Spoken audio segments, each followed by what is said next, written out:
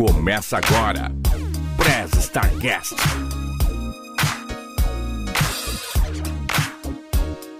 Ohayou, starteiros, Genki desu ka? Eu sou o Will Cunha, falando diretamente aqui de Saitama, no Japão, para o Press Startcast, a sua áudio revista digital feita do mundo para o mundo. E aqui do meu lado esquerdo, falando de Tóquio, também aqui no Japão, Renin. Yo, tadaima, Renin desu. Fala aí, galera, beleza? Fala aí, Will, como é que você tá, mano? Cansado, cara, depois de uma rodada aqui de Akin, ou para quem não conhece, né, para quem tá ouvindo, não tá acostumado com os termos japoneses, trabalhei no turno noturno. Veio direto, então, virado. Virado. Você é louco, cara, que pesado. E não podemos esquecer da nossa estagiária robô mais eficiente que eu conheço, Neuza. Ohayou, galera!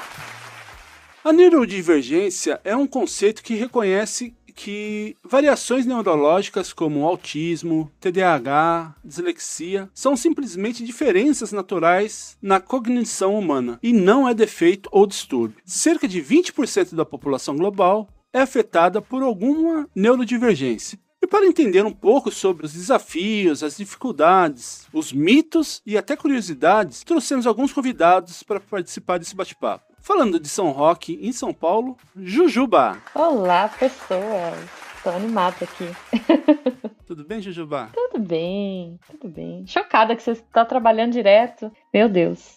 É vida de Japão, né? É por isso que você quis me tirar cedo da cama, então, né, cara? Tá certo. Não, eu vou até abrir o jogo aqui, que terminando essa gravação, eu vou dormir 2 horinhas, vou levantar, vou pra Guma e só volto 11 horas da noite. Caramba, cara. Então era o tempinho que tinha pra gravar, mas é o que a gente faz aqui pelo Press Start. Jujuba, muito obrigado aí por aceitar o nosso convite, tá? E bom papo pra gente. Bom, eu sou a Jujuba, além de podcaster, né? Eu tenho o SciCast, sou host do SciCast. Eu também sou psicóloga e neuropsicóloga com especialização aí em TDAH. Obrigado pela presença. Falando da cidade de São Pedro da Aldeia, na região dos Lagos, no Rio de Janeiro, Davi Mendonça. Tudo bem, Davi? Tudo ótimo, Will. Boa noite a todos os participantes, a todo mundo que está nos assistindo. Dizer em primeiro lugar que é uma honra muito grande, um prazer imenso estar tendo essa oportunidade de participar desse bate-papo para a gente trocar uma ideia com curiosidades, ensinamentos e também contando casos nossos relacionados ao autismo e desmistificar um pouco essa imagem que muitas vezes é vista por um ponto de vista bem capacitista. Por isso, agradeço aqui a oportunidade de estar presente. Falando de Petrolina, na linda Pernambuco, Anderson Kamatari. E aí, Anderson, tudo bem? Olá, pessoas, tudo jóia? Sou Anderson, eu sou professor universitário, tenho 38 anos, autista nível 1, diagnosticado há 3 anos atrás. Fico feliz de estar de volta aqui no Press Start, já tive uma participação alguns anos atrás. E por falar em participação, excelente participação, né? Mestrando para as crianças lá, um dos episódios que eu guardo aqui no meu coração com muito carinho, viu? Obrigado até pela aquela participação lá e obrigado pela participação, aceitar o convite aqui. Bora fazer outra. Com certeza. E falando aqui também do Japão, da província de Guma, Estevão Fujita. E aí, Estevão, tudo bem? Opa, tudo bem, né? É um prazer enorme estar aqui, muito obrigado pelo convite, né? É um prazer estar conhecendo a todos vocês.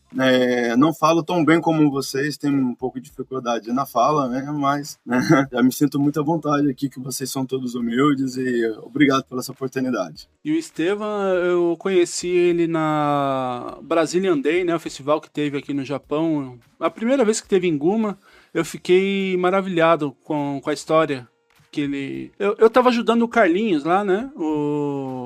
E o Carlinhos estava entrevistando algumas pessoas e o Estevão, eu tava dando suporte pro Carlinhos lá, então eu ouvi toda a história do Estevão e fiquei maravilhado. E eu vou querer saber um pouquinho mais da história dele aqui. É só pra dar um contexto, quem é o Carlinhos, né, cara? Que tem gente que pode não conhecer. Quem não conhece o Carlinhos aqui, né? Quem não conhecer tá errado. Carlinhos é basicamente o fundador aí da Podnipo BR, que é o coletivo aí dos podcasters aqui do Japão. Mas antes de entrarmos no papo, Renin, caso os starteiros queiram entrar em contato com a gente, como que eles devem fazer? Então, caso vocês queiram aí mandar mensagens, podem mandar para o nosso e-mail, @pressstartcast.com.br ou através das nossas redes sociais. E um dia eu ainda decoro isso aqui, cara.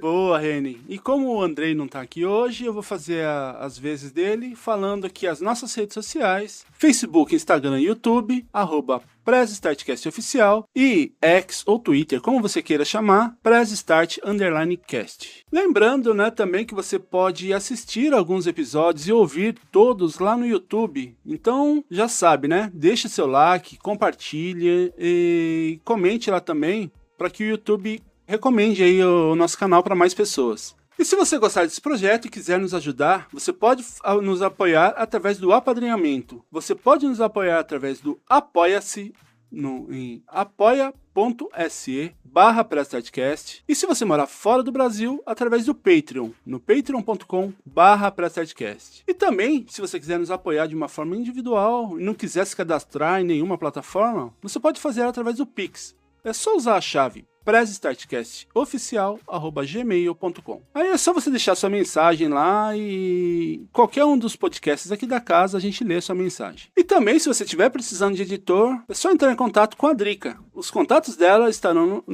na descrição desse episódio. Beleza?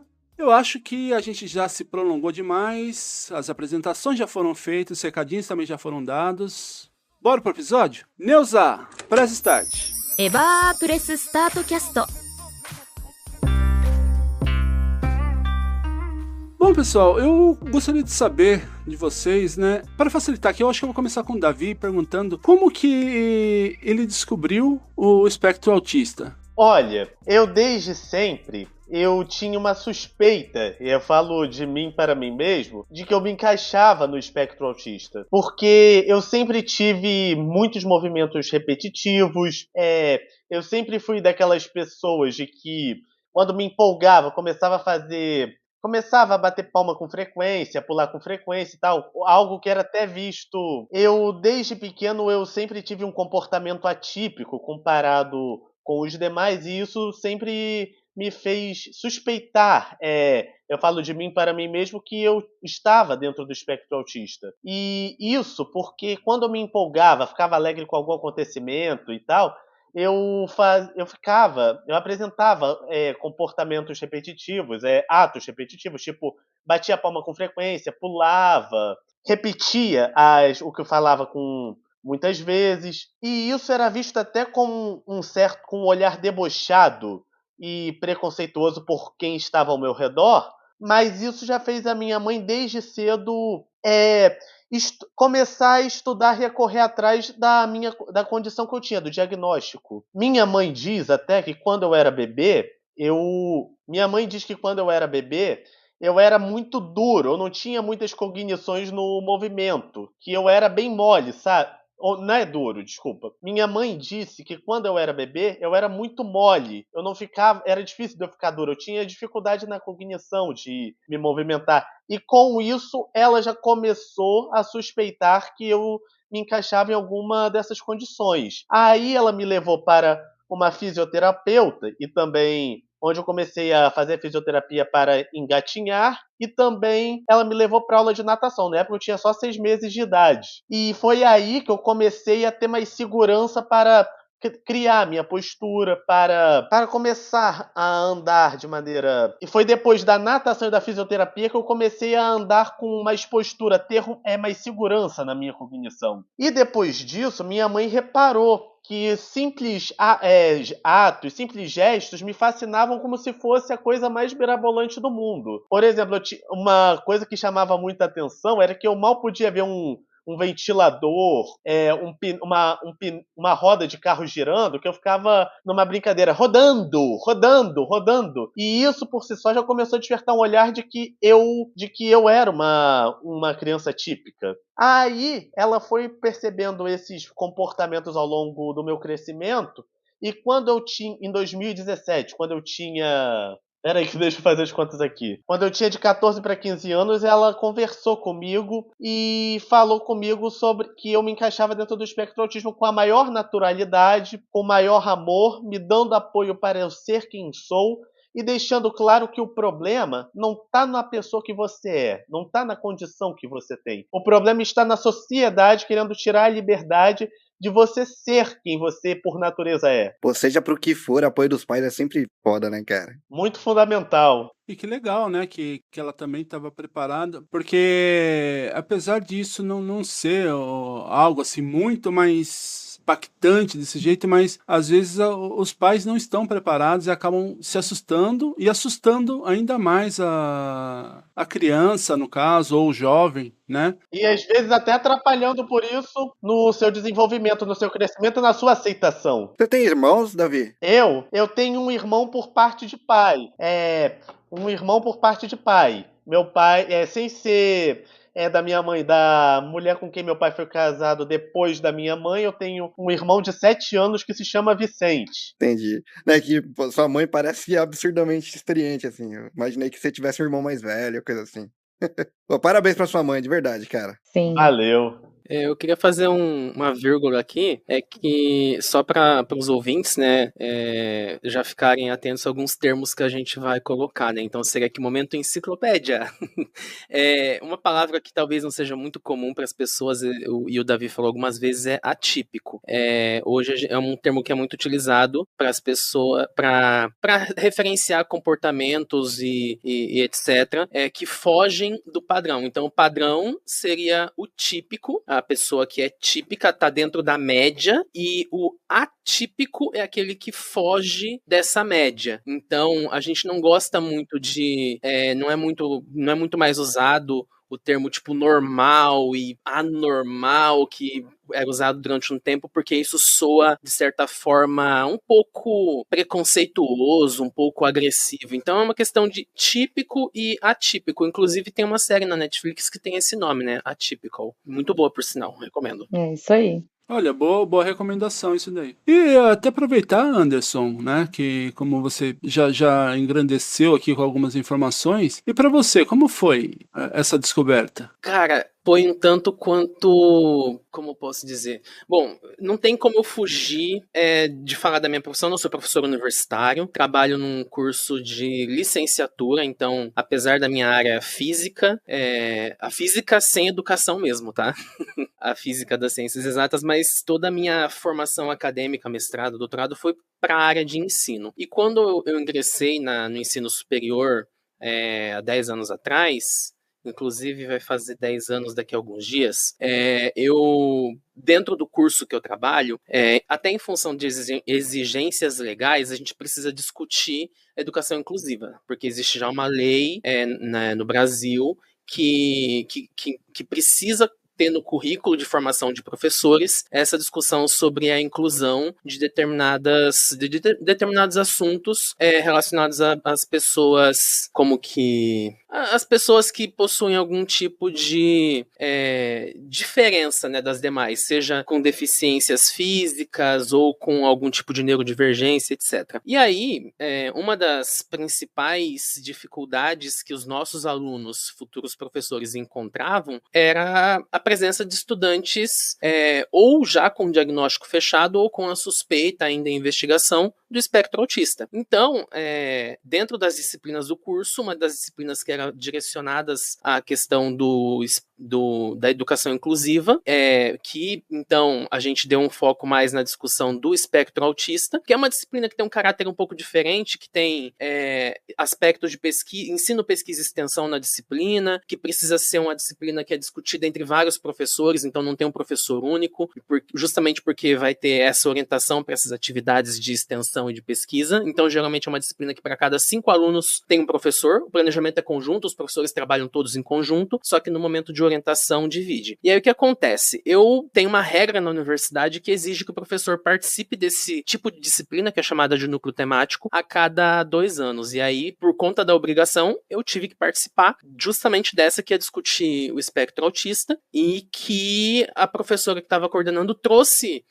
uma especialista, uma neuropsicóloga, que é especializada justamente na parte de diagnóstico, e para falar sobre o espectro e caracterizar. E aí eu tava lá, né, assistindo a aula, porque a minha contribuição naquela disciplina seria mais no aspecto de que, por ser um curso de licenciatura em ciências, então os estudantes eles vão dar aula de física, química, biologia, tanto no ensino fundamental quanto no ensino médio. E eu estava lá para contribuir na parte da física, quando os alunos iriam propor certas atividades para serem feitas lá na parte de pesquisa e extensão da disciplina, eu estava ali para acompanhar. E aí, essa parte do espectro autista, etc., ia ser algo que eu ia acompanhar e ia aprender junto com os estudantes. Só que conforme a especialista foi falando das características do espectro, etc. e tal, sabe, foi dando um check. E aí, eu já tinha ouvido em outros podcasts, inclusive lá no SciCast, que a Jujuba faz parte, e outros episódios lá de psicologia, e a Jujuba é psicóloga, né? Que uma coisa que os psicólogos costumam passar no curso é quando vai discutir lá os diferentes transtornos. Num primeiro momento, a pessoa parece ter a impressão, poxa, eu tenho isso. Aí vai discutir outro transtorno, eu tenho isso, porque a pessoa vai pontuando. É normal a pessoa pontuar um pouquinho em cada uma das coisas. Só que no meu caso, não era que eu ia pontuando em alguma das coisas. Eu tava pontuando em tudo, quase. Bingo! Quando a gente brinca, você bingou com cartela cheia, né? Gabaritou. Praticamente, sabe? E aí, uma coisa importante que veio na mente é justamente o retrospecto, de você viver na sua memória momentos do seu passado que em alguns momentos você não entendia por que aconteceu aquilo com você, não em relação ao que os outros fizeram, coisa do tipo, mas é que você não entendia por que você reagiu, por que você se comportou daquela forma diante de uma determinada situação. E aí, isso foi passando na cabeça depois dessa aula ao longo dos dias. Eu já estava no processo terapêutico, e aí eu conversei com a psicóloga e disse, olha, aconteceu isso, eu queria investigar. Até porque isso me ajudaria a compreender certas coisas que, por enquanto, o que a gente está levando na terapia não está dando conta não está me ajudando a terapia na forma como está caminhando. E talvez compreender isso, a terapia poderia me ajudar mais. E aí, a terapeuta não era uma terapeuta especializada nesse ramo, ela me encaminhou para alguém que tivesse essa formação específica para o diagnóstico. Inclusive, falando do diagnóstico, tem diferenças no diagnóstico de adultos para crianças. E aí, nesse acompanhamento, eu acabei sendo diagnosticado. Isso foi 3 anos atrás. Eu comecei no início de 2021, e aí lá para meados de 2021, que no final do ano quase, que veio o laudo definitivo.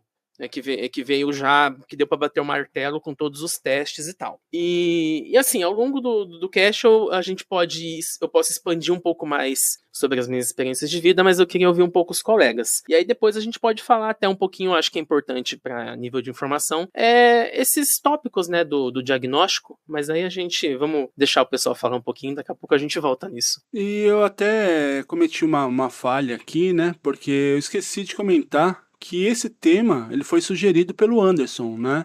O Anderson falou, poxa, eu gostaria que vocês fizessem um episódio falando sobre isso e tal. Eu falei, nossa, vamos fazer. Só vou encontrar as pessoas aqui para participar. O Anderson me ajudou com a indicação de alguns participantes, né? E aí, como eu comentei, né, ajudando o Carlinhos lá no Brazilian Day, eu conheci o Estevão. E aí o Estevão foi falar um pouquinho sobre a vivência dele aqui no Japão. E aí ele soltou aquilo que me deixou maravilhado, que eu vou pedir para que ele compartilhe aqui com a gente, que é um pouquinho da história dele. Você pode falar para a gente, Estevão, sobre como foi a descoberta desse espectro? Vai ser um prazer. Muito obrigado por essa oportunidade de poder contar um pouquinho sobre a minha história, né? Vou dividir essa parte em antes do diagnóstico, né? E depois do diagnóstico, né? Bom, antes do diagnóstico, né? Eu sempre fui uma criança com dificuldade de aprendizagem, né? Na escola, a professora falava várias vezes, era difícil entender, a professora até já chegou a esfregar o caderno na minha cara, sabe? Era uma coisa bem complicada, sabe? E eu sempre fui uma criança muito calada, sabe? Porém, muito hiperativo e muito muito calado, né? E não entendia muitas coisas, sabe? Que meus colegas conversavam na minha própria língua, sabe? E não entender o que as pessoas falavam, isso me trazia um grande complexo, porque isso me fazia me sentir separado, excluído do mundo, sabe? Então, muitas das vezes, por não entender o que eles diziam, sabe? Eu acabava ficando de lado, né? E assim foi, né?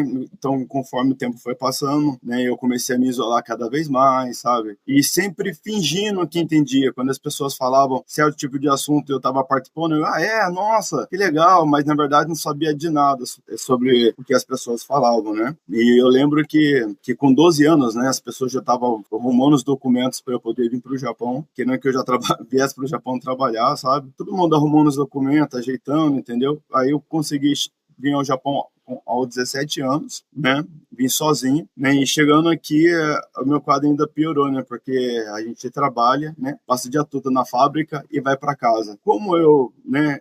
No meu próprio idioma, né? Eu já não entendia muita coisa. Imagina chegar aqui e aprender um novo idioma. Então, praticamente, eu estou completando 20 anos de Japão, sabe? E ainda hoje eu não falo tão bem japonês, né? Porque era assim, não comunicava nem no meu próprio idioma, né? Então, o japonês também seria uma língua difícil de aprender. E para mim foi normal, né? E sempre foi, alguém fala alguma coisa, se tornava como algo que eu deveria fazer, porque a gente está o tempo todo tentando se encaixar na sociedade, né?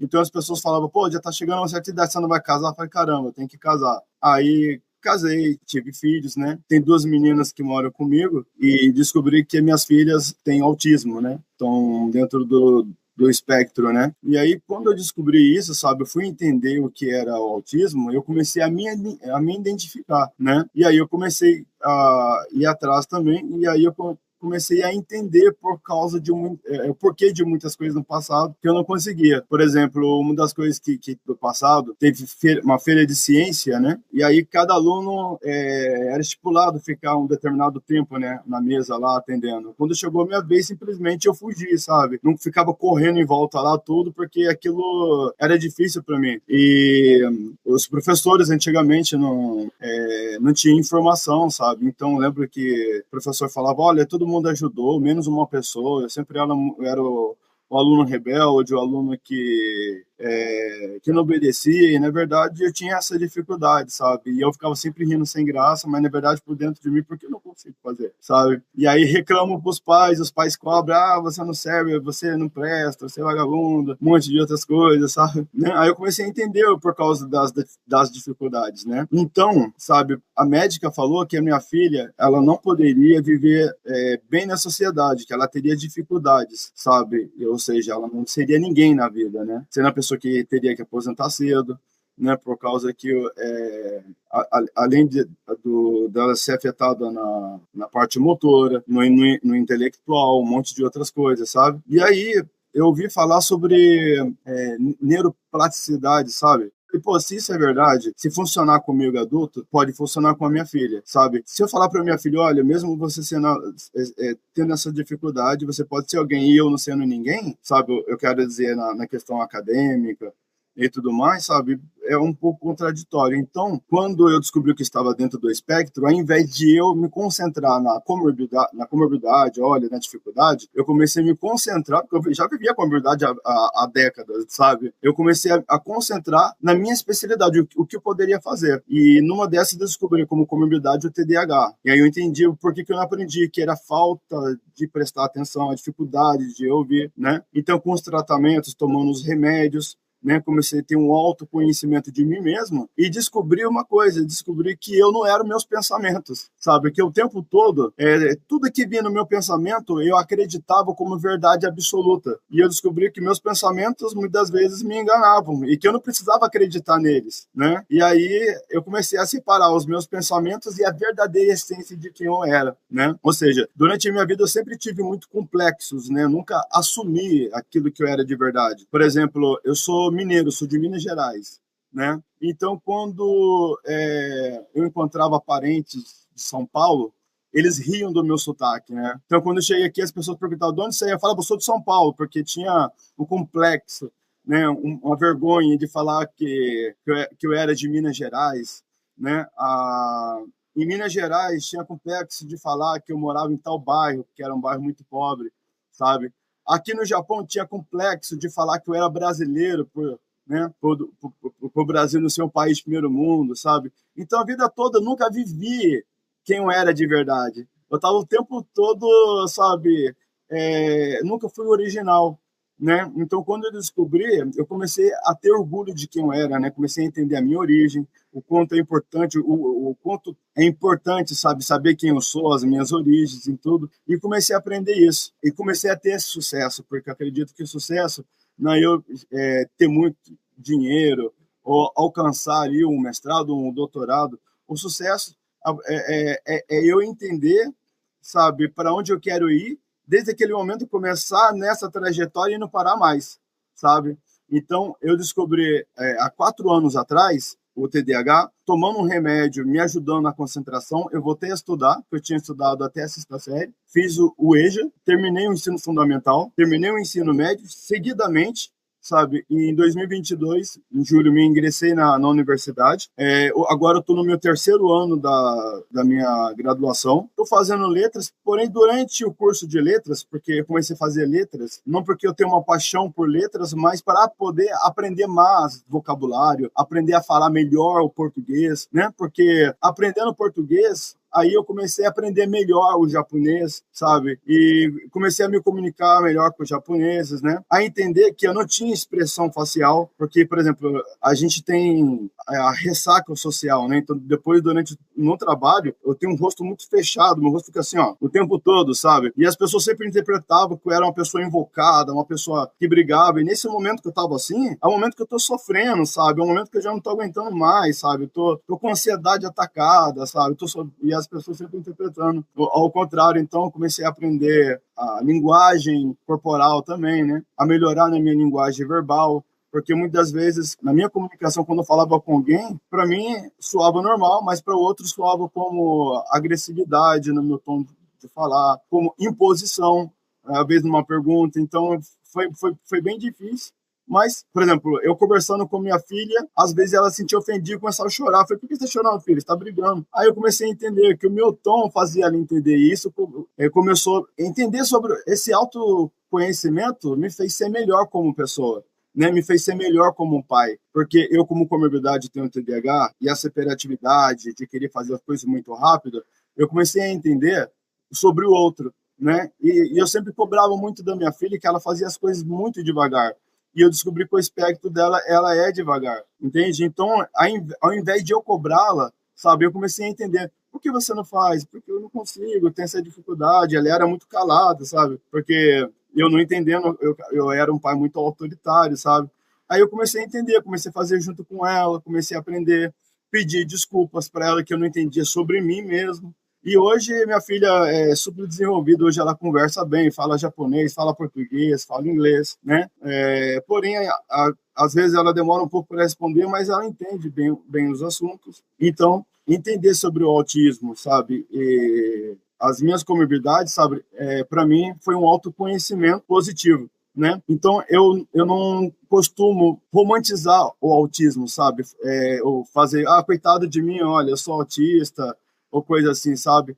Eu tenho orgulho de falar sobre o autismo, sabe? Porque do que me transformou, sabe? A respeito como pai, sabe? Ô Estevam, as suas filhas têm que idade hoje? A mais velha tem 14 anos e a do meio tem 12 anos. Inclusive, né, a minha filha do meio, sabe,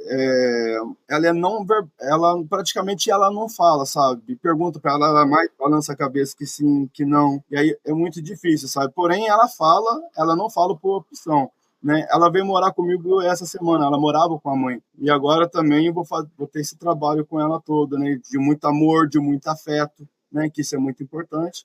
E mostrar para ela, olha, eu entendo as suas dificuldades e tudo mais, eu tô aqui para te ajudar, sabe? Que legal. O cara falou que não fala bem, fala melhor que o Will e eu junto, cara. Porra. E a gente trabalha com isso. se eu poderia falar um pouquinho sobre, né? No Brasil, né, agora é obrigatório, né, as pessoas entenderem, né, a usar sobre esse cordão, né? Porém, no Japão não existe, sabe, um símbolo que representa o autista, sabe? E aí existe esse símbolo aqui. Esse símbolo, né, ele não representa o autismo. Esse símbolo, ele representa deficiência oculta, que no caso seria o girassol, né? Uhum. Então, esse aqui que a gente fala, um Herupumaku, né, aqui no Japão, né, todo mundo que usa isso aqui, ele tem algum tipo de deficiência oculta, né, pode ser um transtorno de ansiedade, pode ser o TDAH, né, pode ser o autismo, né, uma deficiência que não é visível. Descreve pra gente o colar, porque como é o podcast, né, o pessoal que for só ouvir. É isso que eu ia comentar agora. Para quem está ouvindo, né, na gravação, a gente faz a gravação com imagem, né, para a gente ter uma proximidade maior com os participantes. E o Estevão, ele está usando um cordão, né? Você pode descrever ele para a gente, ô Estevão? Isso, na verdade, no inglês seria help. Tipo help marker, né, em inglês. Como é que é em japonês? Herupumaku. Herupumaku. Gostei. É bem English, né? Exatamente. Ô Estevão, você pode descrever, né, para quem está só ouvindo o podcast, falando sobre esse cordão que você está usando na gravação e falar também, né, sobre a plaquinha, descrever o que tem na plaquinha, por favor.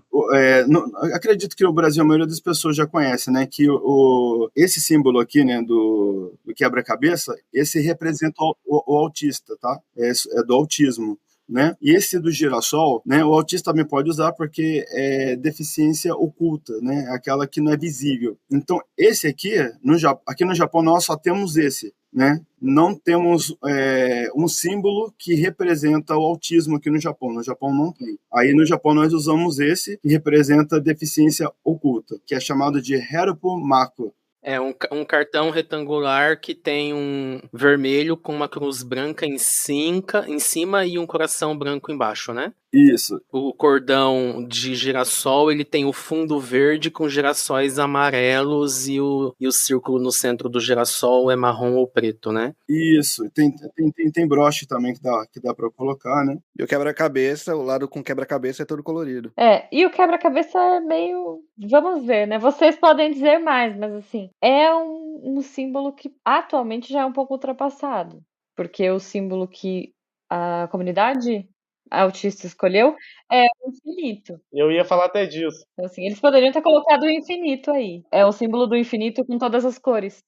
Exatamente. E sabem por que o quebra-cabeça não mais se encaixa no contexto de representação do autismo? Porque quando ele foi criado, o quebra-cabeça ele representava era um lacinho daqueles laços de botar um lacinho com desenhos de quebra-cabeça e sempre faltava uma peça, porque na cabeça de quem criou esse símbolo, o autismo era uma doença que faltava de uma peça para ser curada.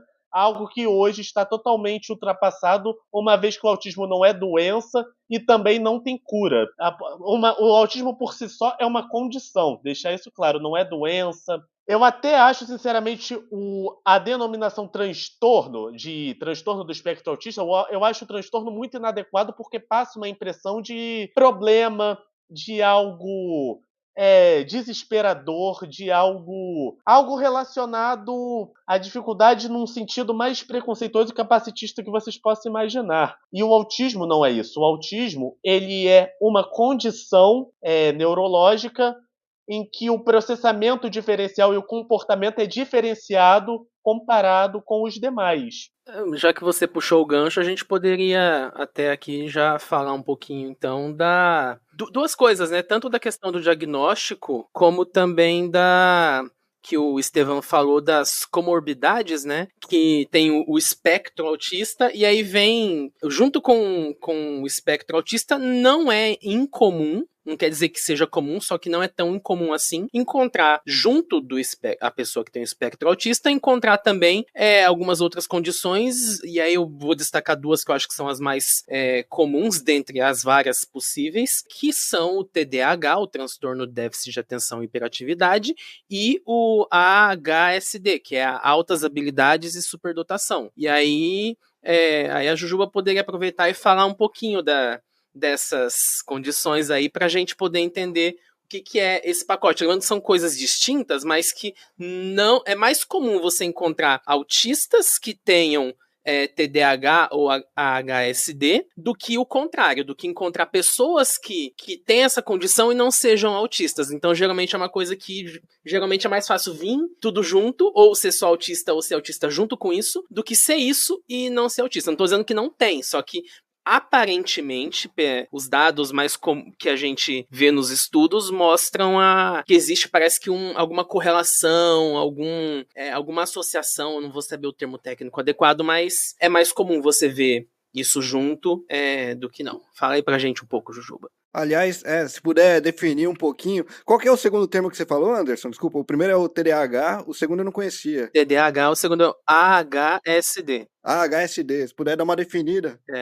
Altas habilidades ou superdotação. Gente, desculpa a minha falta de educação de interromper a Jujuba, né? É que o Davi falou uma coisa que é muito importante, se eu não falar agora eu posso acabar esquecendo, porque aqui no Japão, né, não existe muitos termos, né, como no Brasil. Então, aqui tudo a gente fala deficiência, né?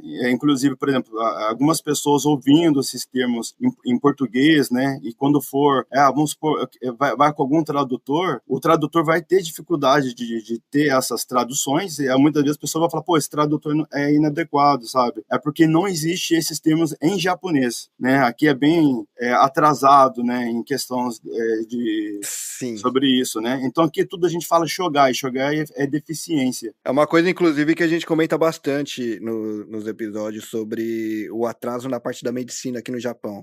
Em relação a muitos assuntos, psicologia é algo absurdamente atrasado aqui também. Para quem precisa de acompanhamento mesmo, cara, o pessoal sofre. O diagnóstico aqui ele é baseado somente no CID, sabe? E o mesmo manual que antigamente considerava várias coisas doenças e que hoje não são mais, sabe? A gente vai aprendendo muita coisa aí, né? E é interessante essa diferença cultural, né? Principalmente em questão de saúde mental. Assim, eu brinco sempre, né, que eu sou a doida dos dorama, que eu adoro ver dorama e tudo mais, e eu vejo o quanto na Ásia saúde mental é um tabu. Aliás, ô Jujuba, só pra complementar, coisa rápida mesmo, que isso daí até é legal pra você fazer seu jabá depois. Tem muito brasileiro que prefere procurar atendimento online de psicólogos no Brasil, por conta disso daí. Uhum. Então já deixa seu jabá importante aí. Opa, com certeza, gente. Podem me chamar. Não, mas assim, tem coisas muito interessantes, acho que do que todo mundo falou, né? Começando do Davi, assim, da importância de um diagnóstico, de uma intervenção precoce, né? Falando do TEA. Então, assim, a mãe do Davi arrasou, né? Em perceber essas coisas, perceber essas dificuldades. Tem muito, vamos falar assim, tem gente que fala de marcos do desenvolvimento infantil, né? Então, assim, é esperado que uma criança com tal idade faça tal coisa. Claro que cada criança é uma criança única, né? Assim, uma criança vai andar com tantos meses, a outra vai engatinhar com tanto tempo, né? Assim, a área infantil não é muito a minha especialidade, gente, mas eu vou me esforçar aqui. Né? Mas assim, esses marcos do desenvolvimento, tem algumas coisas que são esperadas e você pode ir observando, né? Então, como o Davi falou, minha mãe percebeu que eu tinha o corpo um pouco mais molinho, né? Socialização, como o Estevam falou, né? Poxa, percebi algumas coisas de socialização na escola que eu já tinha umas dificuldades. Então, quanto antes a gente percebe essas questões, melhor para a gente fazer intervenções, né? E assim, hoje a gente já não fala em moderado, grave, antigamente falava, né? É leve, é grave, é moderado. Hoje a gente fala em graus, né? Você vai falar nível de suporte, o quanto essa criança precisa de um suporte, o quanto ela precisa de um auxílio. E quanto mais cedo você percebe essas dificuldades e entra com fono, vários tipos de terapias, né? Terapia ABA, acho que o Davi falou também de... O que você falou que você foi? Natação e também fisioterapia. Físio, é verdade. Para engatinhar. Exato, fisioterapia. Então, assim, todos esses trabalhos que são feitos precocemente na criança, você vai melhorando, né, todas as habilidades, tanto motoras, cognitivas, sociais. Isso vai reduzindo a necessidade de suporte quando você chega numa idade adulta. Falando sobre a questão do transtorno, né, Davi, eu acho que entra muito na questão do DSM, o Patrick estaria aqui hoje, acho que ele representaria melhor que eu, né, mas assim, tem muito essa questão da medicalização, né, o DSM é o nosso livro que é do tamanho da minha cara, né, uma grossura de transtornos e coisas que estão atípicas aí, de muitas formas. Então eu acho que é um termo que tem mais a ver com a parte médica, né, e por isso a gente fala transtorno, tanto para o TDAH, quanto para o TEA, quanto para muitos outros aí, né?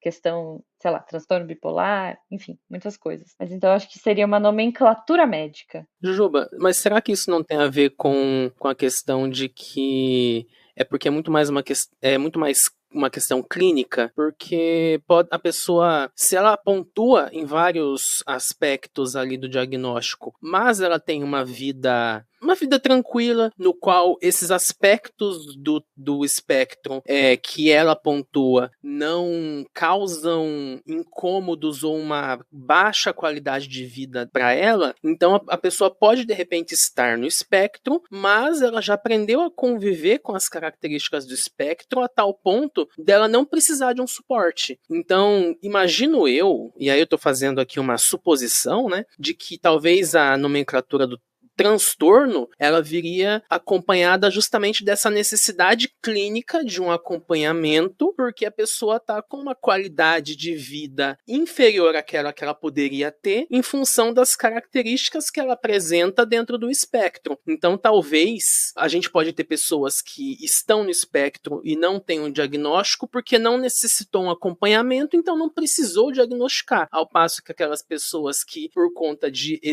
ter uma necessidade de algum suporte em algum momento da vida, então ela precisou buscar essa ajuda, e no momento de buscar ajuda, o diagnóstico acaba sendo importante. Imagino eu que o nome transtorno venha dessas dificuldades, ainda que momentâneas, na vida da pessoa, que ela passou alguma condição de sofrimento, que estão associadas a essas características, né? Desculpa, se eu tiver errado, pode me corrigir, mas é porque... Não, imagina... Como professor, né, eu acabei tendo que estudar um pouco sobre isso para poder discutir com os meus alunos e acabou virando um dos hiperfocos meus. Depois a gente pode explicar o que é hiperfoco. Sim. Não, e a gente fala muito também de prejuízos, né? Porque assim, um transtorno ele vai estar associado a prejuízos. Então, né, tanto na questão do TDAH quanto do TEA, nós vamos ter prejuízos aí sociais, enfim, a gente pode entrar em detalhes, né, com calma, mas assim, acho que em questão da palavra, seria mais disso do que traz prejuízo para a sua vida. E aí é aquilo que você estava falando do típico e do atípico, né? Então é uma coisa um pouco fora do esperado que vai te trazer um transtorno, né? Falando sobre o espectro, né? Isso também é uma outra coisa, porque como vocês falaram, às vezes, poxa, descobri adulto. Quantos pacientes eu pego no consultório, né, fazendo tanto na parte de terapia quanto na avaliação neuroecológica, de pessoas que vão descobrir adultas, que é mais a minha área de atendimento, né, que estão dentro do espectro. E aí eu tinha visto um vídeo, se eu achar esse vídeo eu mando para vocês colocarem no post, porque é um vídeo que eu acho genial. Não sei se vocês já viram, é uma menina explicando a questão do espectro, porque ela fala, quando vocês imaginam espectro, vocês imaginam tipo espectro de cor, né, assim, aquele espectro que é aquela faixinha... É como vem na minha cabeça mesmo. Aquela faixinha de cor que vai do azul até o vermelho, passando pelas cores. Só que no caso do autismo, a gente está falando de um círculo cromático, né? Se você pensar assim, sei lá, não sei quem, ouvintes que são designers aí, pensa na roda de cores de um Photoshop, né? Depois vocês põem aí no post para ver, mas assim, a gente sai de uma fita de cor para um círculo todo colorido. Então, às vezes, você vai estar em um ponto aqui, em um ponto aqui, um ponto aqui, né? Então você vai ter mais habilidades sociais, mais uma bateria social menor. a questão de olhar nos olhos é um pouco mais difícil, mas a parte de compreensão verbal é melhor. Então, tem N coisas, não é uma faixa que você vai colocar aqui no ponto 1, ponto 2, ponto 3, ponto 4, ponto 5. Se a gente for simplificar isso daí, essa mensagem, acaba sendo até um quadro do Romero Brito, né? Ai, não, Romero Brito não. E para além disso, a pessoa pode ter um déficit em alguns aspectos, mas esse déficit não quer dizer que ela é incapaz. Só quer dizer que ela vai ter mais dificuldade, mas ela pode também desenvolver essa habilidade. Essa questão de olhar no olho, a própria no TDAH, a questão de ser desatento, etc e tal. São todas habilidades que você tem como treinar, junto com os profissionais adequados, que vão ter estratégias para isso. Só que, muitas vezes, a pessoa não sabe que pode desenvolver essa habilidade para que esse déficit fique menor, sabe? A pessoa nunca vai, talvez ela possa nunca conseguir chegar no mesmo nível de uma pessoa típica, mas ela consegue, vamos dizer, entre muitas aspas aqui, enganar. Uma pessoa que consegue não manifestar, tanto que o meu caso, e eu acho que de quem tem o diagnóstico quando adulto, é justamente o tal do masking, né? Que a pessoa, ao longo da vida, consegue, de certa forma, mascarar esses aspectos do espectro, com certas estratégias que a pessoa ou desenvolveu sozinha, ou a pessoa também, durante os processos terapêuticos, pode acabar desenvolvendo maneiras para lidar com essas dificuldades e minimizar o impacto delas ao longo da vida. É por isso que, por exemplo, numa reunião como essa aqui, né, muitas pessoas vendo nós aqui falarmos sobre isso, eu como autista, o Anderson como autista, o Davi como autista, eles diriam que nós não somos autistas, porque eles não conhecem as nossas histórias e as dificuldades que tivemos no passado. Clássico. Entende? Por nós estamos aqui conversando, falando, peraí, autista não fala, entende? Então, por exemplo, o termo que a gente usa hoje, que é o TEA, né, que é o transtorno do espectro autista, como a psicóloga acabou de dizer, né, transtorno, né, que traz algum prejuízo. E é espectro, porque não são todos iguais, como eu disse, né? Eu sou uma pessoa muito agitada, minha filha já é mais lenta, né? Então, tipo, é espectro, né? Não são todos iguais do autismo, transtorno do espectro do autismo. Uma frase, gente, clássica. Uma frase clássica é dizer assim, nossa, mas não tem cara de autista. Não. Já ouvi muito. E autista tem cara, gente. Todo mundo tem cara, né? Eu tenho cara do quê? De ser humano.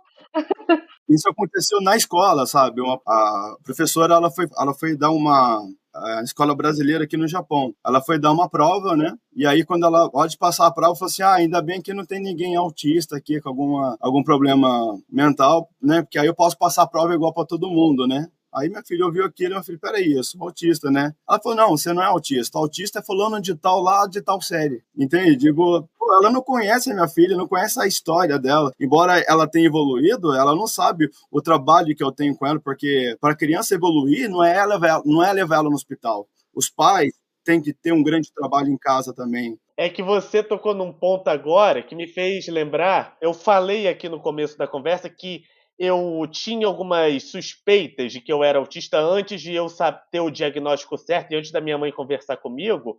Um dos sinais que me fez na época, que fez até minha mãe confirmar, era que na escola eu estava fazendo prova adaptada, sabe? Aí a minha mãe perguntou assim para mim, Davi, a professora explicou para você o motivo da prova adaptada? Eu falei, não falou. Aí a mamãe falou assim, então se ela não explicou, já que ela não explicou, eu que vou explicar para você. Aí mamãe introduziu para mim quem eu era de fato, falou sobre o autismo. Mamãe usou até na época uma nomenclatura que hoje não existe mais.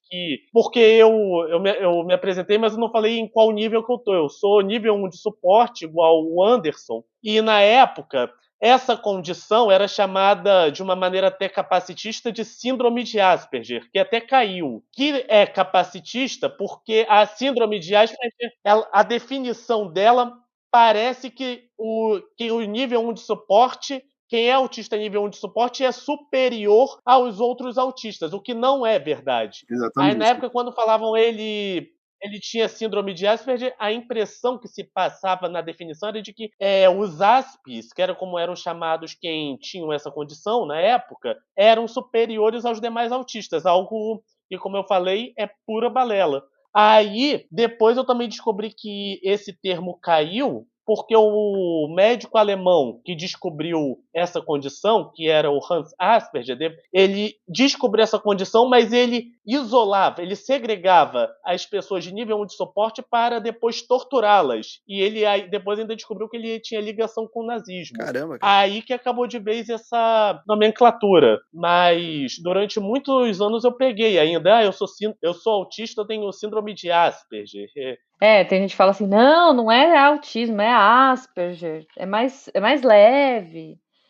Hoje no DSM, né, o que antes a gente chamava de Asperger, ele estaria hoje no espectro autista com nível de suporte 1, que seria o leve, né, entre muitas aspas aí, e geralmente, não obrigatoriamente, mas normalmente quem antes se enquadrava no que era chamado de Asperger, normalmente apresenta, além do espectro autista, traços de altas habilidades ou superdotação. Exatamente. Aliás, eu não sei se eu confundia. Eu sou um ignorante total nessa parte, eu tô aprendendo, o que eu tô entendendo agora é por conta do que vocês estão explicando aí. Mas o que ficou na minha cabeça foi algo tipo uma ficha de RPG, sabe? Você tem uns pontos de habilidade, a pessoa não tá tendo um ponto nesse ponto aqui, tá colocando em, sei lá, em alguma coisa muito específica mesmo. Na minha cabeça o que tá montando é mais ou menos isso aí. Tô muito longe da realidade? Não.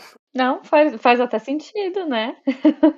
Se você pensar aí, você vai usar os pontos, você vai distribuir de uma forma diferente. Da mesma forma que a gente monta a ficha de personagem, somos personagens únicos e o espectro tá dentro de coisas únicas. Não é exatamente que falta alguma habilidade, é que você tá usando mais foco em outra habilidade, então. Pois, legal demais. Isso. Pode crer. E não, Renin, você não pode aumentar a sua ficha colocando mais magia, tá? Tá bom. Mas você pode melhorar, olha só, com as terapias, você pode ganhar uns pontos extras aí. Tá, Então, justo, né, assim, justo.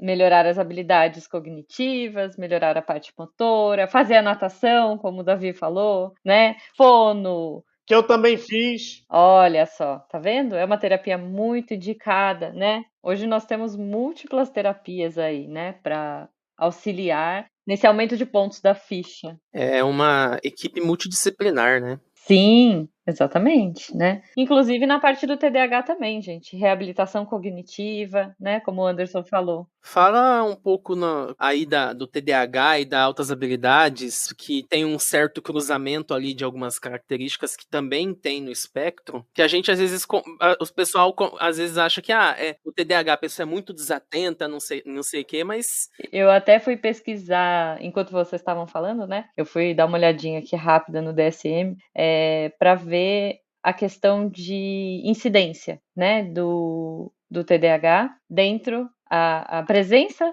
do TDAH dentro do TEA. E aí, alguns estudos, né, a gente nunca vai poder dizer certo, e lembrando que o DSM, ele é um livro que é feito nos Estados Unidos, então a gente não pode dizer isso, no Brasil é assim, no Japão é assim. Então, assim, uma média aí de 30% a 50% das pessoas com TEA podem ter um diagnóstico de TDAH, tá? Então, assim, porque a gente tem características muito parecidas entre uma e outra, né? Então, assim, acho que vocês já falaram um pouquinho da questão do TEA, né?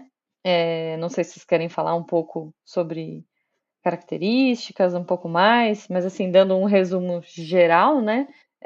Falando um pouco das dificuldades, a gente vai ter dificuldades ou desafios, né? Talvez, de comunicação e interação social, né? Então, no caso verbal ou não verbal, né? Como a filha do Estevam. Então, algumas crianças podem apresentar aí uma dificuldade não verbal, né? Dificuldades em compreensão e uso de linguagem, tanto verbal quanto linguagem corporal.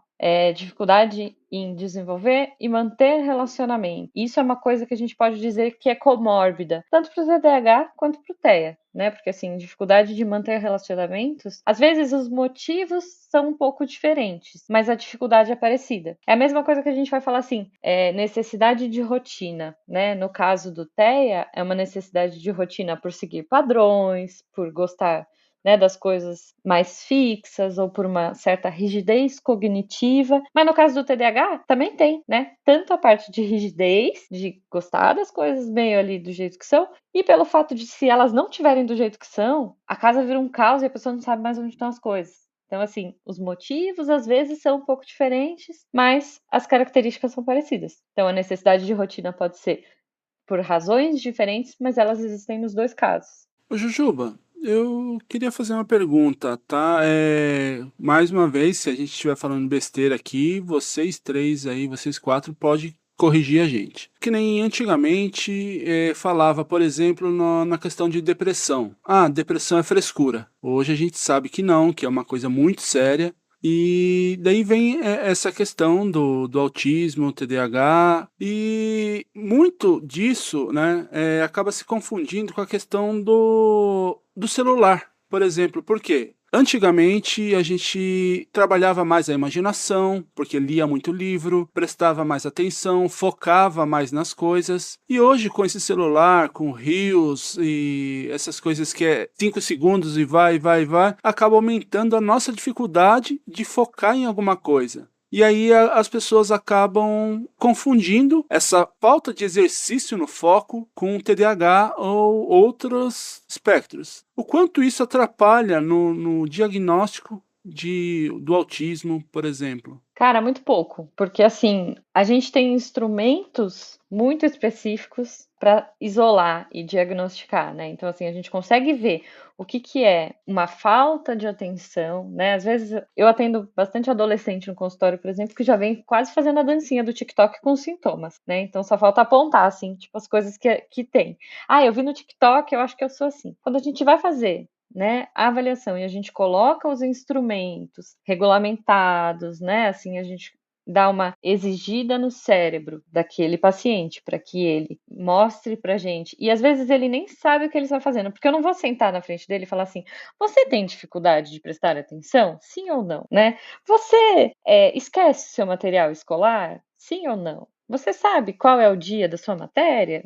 Sim ou não, né? Não é assim. A gente põe instrumentos ali que ele dificilmente sabe o que ele está fazendo e eu tô trabalhando essas questões do cérebro. Com criança, acho que o Anderson até falou, né, que a avaliação é um pouquinho diferente, apesar de eu não atender muitas crianças, eu já atendi, né, mas assim, a avaliação é um pouco diferente porque você vai para a parte lúdica. Então, assim, eu não sei se vocês lembram do jogo, vou dar um exemplo aqui, né? Lince. Vocês lembram desse jogo? Eu adoro esse jogo. Aliás, ele é ótimo Não manjo qual que é. para reabilitação cognitiva. Lembro. Joguei muito até. Ah, tá vendo? É tipo onde está o Wall-E, assim, sabe? Tem um monte de figura. Saquei. Várias figurinhas no tabuleiro. E aí você pega umas fichinhas e você tem que encontrar as fichinhas no tabuleiro e colocar lá para ganhar os seus pontinhos. Então, às vezes, com a criança, a gente pode brincar, pode jogar um jogo desses, por exemplo, e ir descobrindo como é que tá a questão atencional, se ela consegue sustentar essa atenção por um tempo. Se ela joga ali e fala, tia, cansei, chega. Então a gente vai vendo na parte qualitativa e na parte quantitativa. Então a maioria dos testes, por mais que a gente diga assim, hoje o celular atrapalha, mas hoje em dia... Tem algumas diferenças, mas, cara, antigamente tinha gibi, antigamente tinha um monte de estímulos também. Então, assim, hoje a gente troca para tela, uma coisa que está sendo discutida, e isso é real, assim, ainda não tem estudos, acho que começaram a sair estudos, eu não vou dizer vozes da minha cabeça, porque eu ainda não vi, tá, todos os estudos, mas o que já tá começando a ver é que a questão do QI está rebaixando dessa coisa de ficar rolando, do TikTok, então você está tendo um rebaixamento de uma expectativa de coeficiente de inteligência médio aí, né, na população, por você não ter outros tipos de estímulos. Mas na parte de atenção, vocês aí que estão no Japão, meu Deus do céu, você vai para aquelas ruas cheias de estímulo. É neon, é letreiro, sabe? Não sei se alguém tá perto de Shibuya, mas aquele cruzamento ali, meu Deus! Sim. Já que o Will falou do lance de celular, você falou de Shibuya, acho que foi mês passado, um ônibus estava passando e abriu o semáforo para pedestre, a menina olhando no celular viu que o sinal abriu. Cara, ela atropelou a lateral do ônibus. Meu Deus! Pra você ter uma ideia. Assim, então, realmente, o pessoal tá muito andando na rua, assim, tipo, com a cabeça baixa, sabe? Uhum. Quando eu vou pro trabalho, no caso, também, eu tenho que ir andando, desviando da galera pra não atropelar ninguém, assim, que pessoal tá igual um zumbi, assim, na tela do celular. É perigoso, perigoso demais, assim, demais mesmo. Já vi alguns acidentes acontecendo que são meio bizarros mesmo, gente tropeçando e... Uhum, é isso, né? Mas por outro lado, a pessoa tá ali no foco, né? Ela Sim, consegue sim. sustentar uma atenção por um tempo. Tudo bem que os estímulos vão mudando, porque vem outro vídeo, mas ela tá sustentando ali, né? Diferente de assistir TV, por exemplo, que você não tem muito o poder de mudar o que você quiser. No espectro autista e também no TDAH em altas habilidades de superdotação, existem acho que dois pontos assim principais, que um deles é a questão do comportamento, né, aquilo que a pessoa manifesta e que pode ser observado pelo terapeuta, etc e tal, mas como um transtorno do neurodesenvolvimento, ele também é menos importante no sentido de ser, mas também faz parte. A fisicoquímica do cérebro é um pouco diferente. Então, a parte fisiológica de como o cérebro funciona também é um pouco diferente. Então, no TDAH, tem uma desregulação da... É dopamina o nome? Pode ser? Dopamina, serotonina.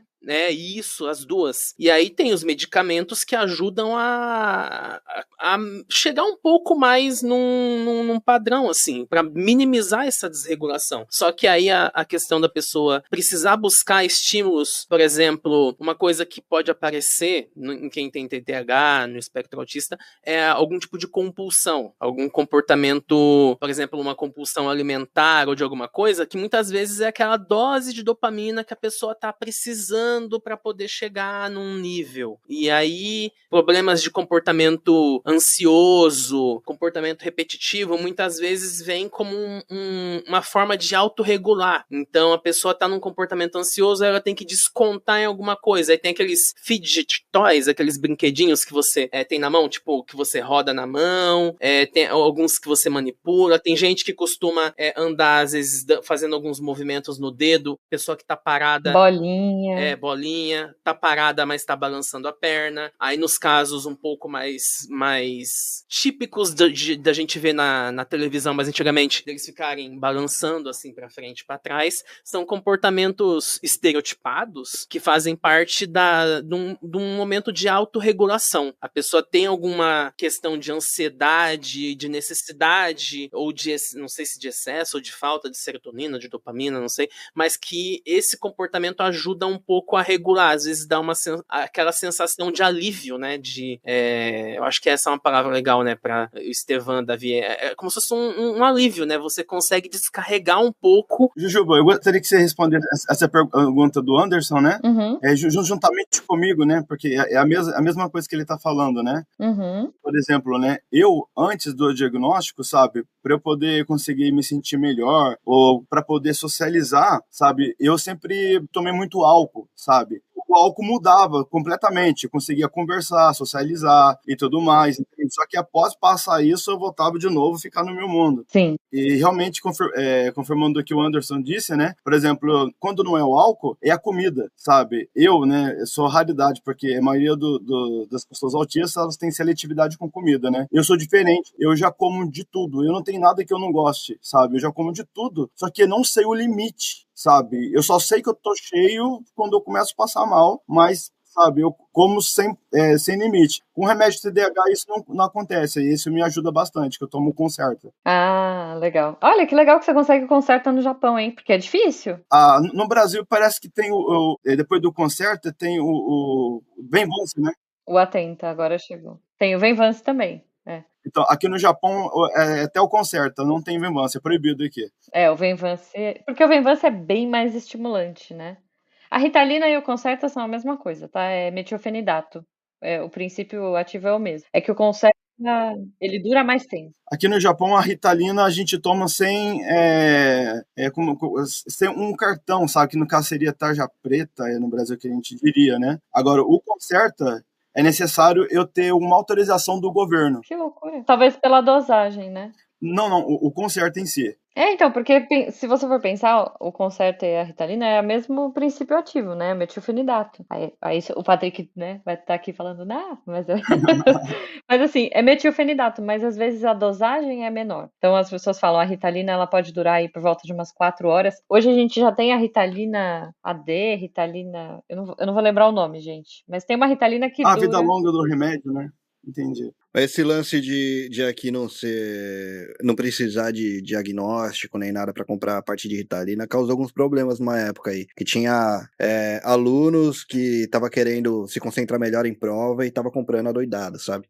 Já vou dar um spoiler para vocês, ouvintes que estão, né, assim, ouvinte que tá pensando em fazer o que o Renin falou. Não faça, tá? Se você não tem TDAH, preste atenção, se você não tem TDAH, tomar metilfenidato, né, seja Ritalina, Concerta, pode te trazer só prejuízos. Então, assim, além de não te ajudar na concentração, porque você não tem um déficit dela, você pode acelerar os seus batimentos cardíacos e você pode ter uma arritmia. Então, assim, não pense que pré-vestibular, tomar uma ritalinazinha ali vai te ajudar a estudar melhor, a se concentrar ou a focar, porque não vai. Pelo contrário, pode te deixar mais ansioso, pode te dar uma crise de ansiedade, uma crise de pânico e você ir mal na sua prova. Então, assim, não façam isso. Não se automediquem no geral mesmo, que não faz bem. Não. Mas a Ritalina virou moda, né? E no caso ali, tomar bomba na prova vai ser um dos menores problemas que vai acarretar. Né? Exatamente.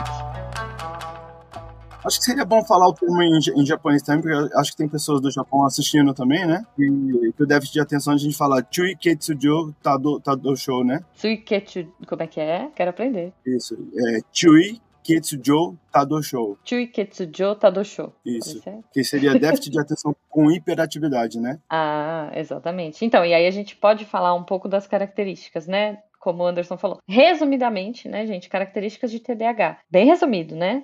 É a dificuldade de prestar atenção, né? O déficit atencional. E não é assim, de vez em quando eu esqueço uma panela no fogo. Não, é um déficit mesmo, é um negócio maior, tá? Então, assim, coisas que trazem prejuízos para você. Então, o déficit de atenção, a hiperatividade e a impulsividade. E aí é a impulsividade que às vezes faz com que você tenha vícios aí. Jujuba, Anderson e Estevão, tem um ponto que vocês tocaram aqui, que eu estava querendo lembrar desde o começo, que é o seguinte, vocês estavam falando desse comportamento repetitivo de certos gestos que há nas pessoas atípicas, seja autistas, pessoas com TDAH, tudo isso, e que às vezes traz até conforto, segurança para elas. O nome esses comportamentos são denominados STEAMs, que são quando nós, pessoas atípicas, a gente apresenta o comportamento de movimentos repetitivos para a gente ter conforto, para a gente ter segurança. Como eu falei até no começo da conversa, eles são chamados STEAMs. E outro ponto que eu gostaria de também tocar, a gente estava falando aqui da ansiedade do déficit de atenção, da concentração, algo que foi muito bom para mim como autista, para eu me concentrar, para eu me acalmar e para eu ter foco, foi quando eu fiz aulas de yoga. Em 2019, eu estava numa época com muito estresse, muita demanda na minha vida, eu estava começando a entrar na vida adulta e eu estava lidando isso com o tempo que é considerado comum para quem não tem um processamento sensorial diferenciado. Então, nesse meio tempo, a aula de yoga me ensinou a me concentrar na respiração, a me concentrar no meu foco, entende? E isso foi muito bom para mim. Com certeza. Gente, yoga é vida. Até para trazer essa noção corporal. Pois é.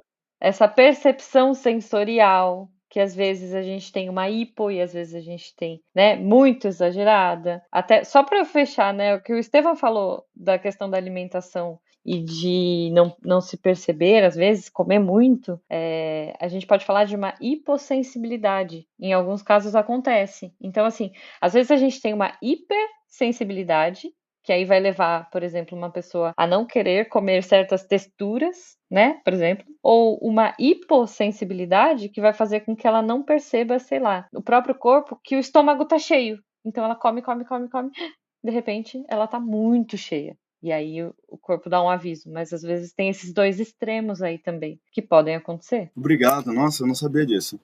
Eu tenho aqui um resuminho do DSM, do que é os critérios para o diagnóstico do espectro. E aí a gente poderia fazer um bate-bola assim. Para cada um desses aspectos, cada um falar algum evento específico da vida pessoal que possa exemplificar ou representar esse aspecto do diagnóstico. Pode ser? Pode, claro, tô dentro. Então, assim, primeiro que assim, o DSM ele traz 2 grupos de características, só que tem 3 condições. Então, primeiro eu vou falar das condições para depois entrar nas características, tá? A primeira condição é que no espectro autista, a manifestação acontece já na infância. Só que, como a gente já mencionou antes, em muitos casos, a depender das características que a pessoa tem, especialmente se a pessoa tem alguma comorbidade associada, como, por exemplo, altas habilidades e superdotação, que seria antigamente no Asperger, a pessoa acaba conseguindo mascarar certas características do espectro, mas elas estavam lá, desde a primeira infância, porque é um transtorno do neurodesenvolvimento. Então, é durante o período em que o cérebro ainda está se desenvolvendo, que as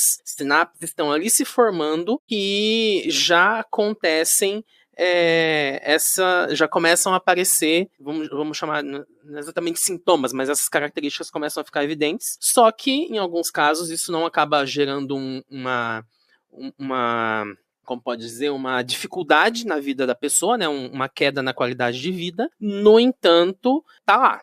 E aí, nos casos do diagnóstico adulto, a pessoa, por retrospecto, conversando com parentes e etc., ou até fazendo aquelas técnicas para a pessoa poder estar revisando certos aspectos da vida, ela acaba nessa revisão retroativamente identificando. O segundo condicionante é que a gente também já mencionou, é a questão do prejuízo clinicamente significativo, ou seja, quando essas características geram algum sofrimento para a vida da pessoa. E o terceiro é que essas características, quando essas características não podem ser mais bem explicadas ou melhor explicadas com outras condições, como o atraso global do desenvolvimento ou a deficiência intelectual. Então tem que ter essas 3 condições. Mas agora vamos para as características do diagnóstico. A primeira característica tem a ver com déficit nos aspectos de interação e comunicação, que pode ser, no caso, interação e comunicação social. Então, tem 3 itens nesse primeiro ponto, que é a questão da reciprocidade emocional e social, na questão de dificuldade de compartilhar interesses, de estabelecer conversas mais prolongadas.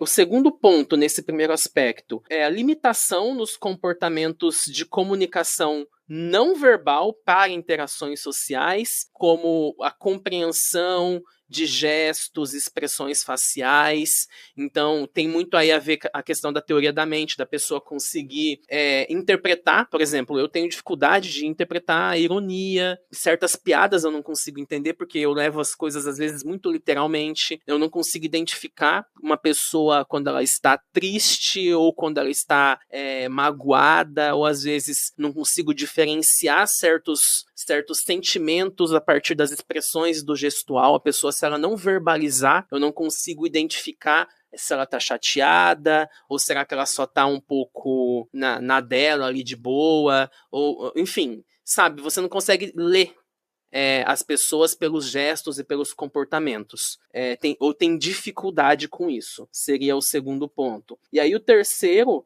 que eu também me pontuo bastante nisso, é iniciar, manter e entender relacionamentos. Então é dificuldade de criar vínculos afetivos mais profundos, uma relação de confiança maior com as pessoas, ou a dificuldade de você, nessa questão do relacionamento, que aquela questão de dar e toma, né? Que você, quando tá num relacionamento, seja amizade ou namoro, seja lá o que for, você cede um pouco, né? Você se adapta um pouco à pessoa e ela também se adapta um pouco a você. E essa dificuldade de adaptação também é um outro ponto. Também a questão de, por exemplo, compartilhar brincadeiras lá na infância, de você, brincadeiras mais de imaginação ou não, de você conseguir compartilhar brincadeiras. Muitas vezes você fica mais na sua brincadeira e não consegue entrar na brincadeira dos outros. E também uma dificuldade de desenvolver interesse por pares. Então, para começar comigo, né? Essa questão de manter, entender relacionamentos. Uma das estratégias que eu tive na minha adolescência, eu gostava daquela menina. Aí eu conseguia desenvolver uma amizade mais superficial com ela, mas eu não conseguia chegar ao ponto de começar a querer chavecar ela, por exemplo. Não conseguia, simplesmente era um limite, uma barreira que criava na minha cabeça. Desse ponto pra frente eu não avanço.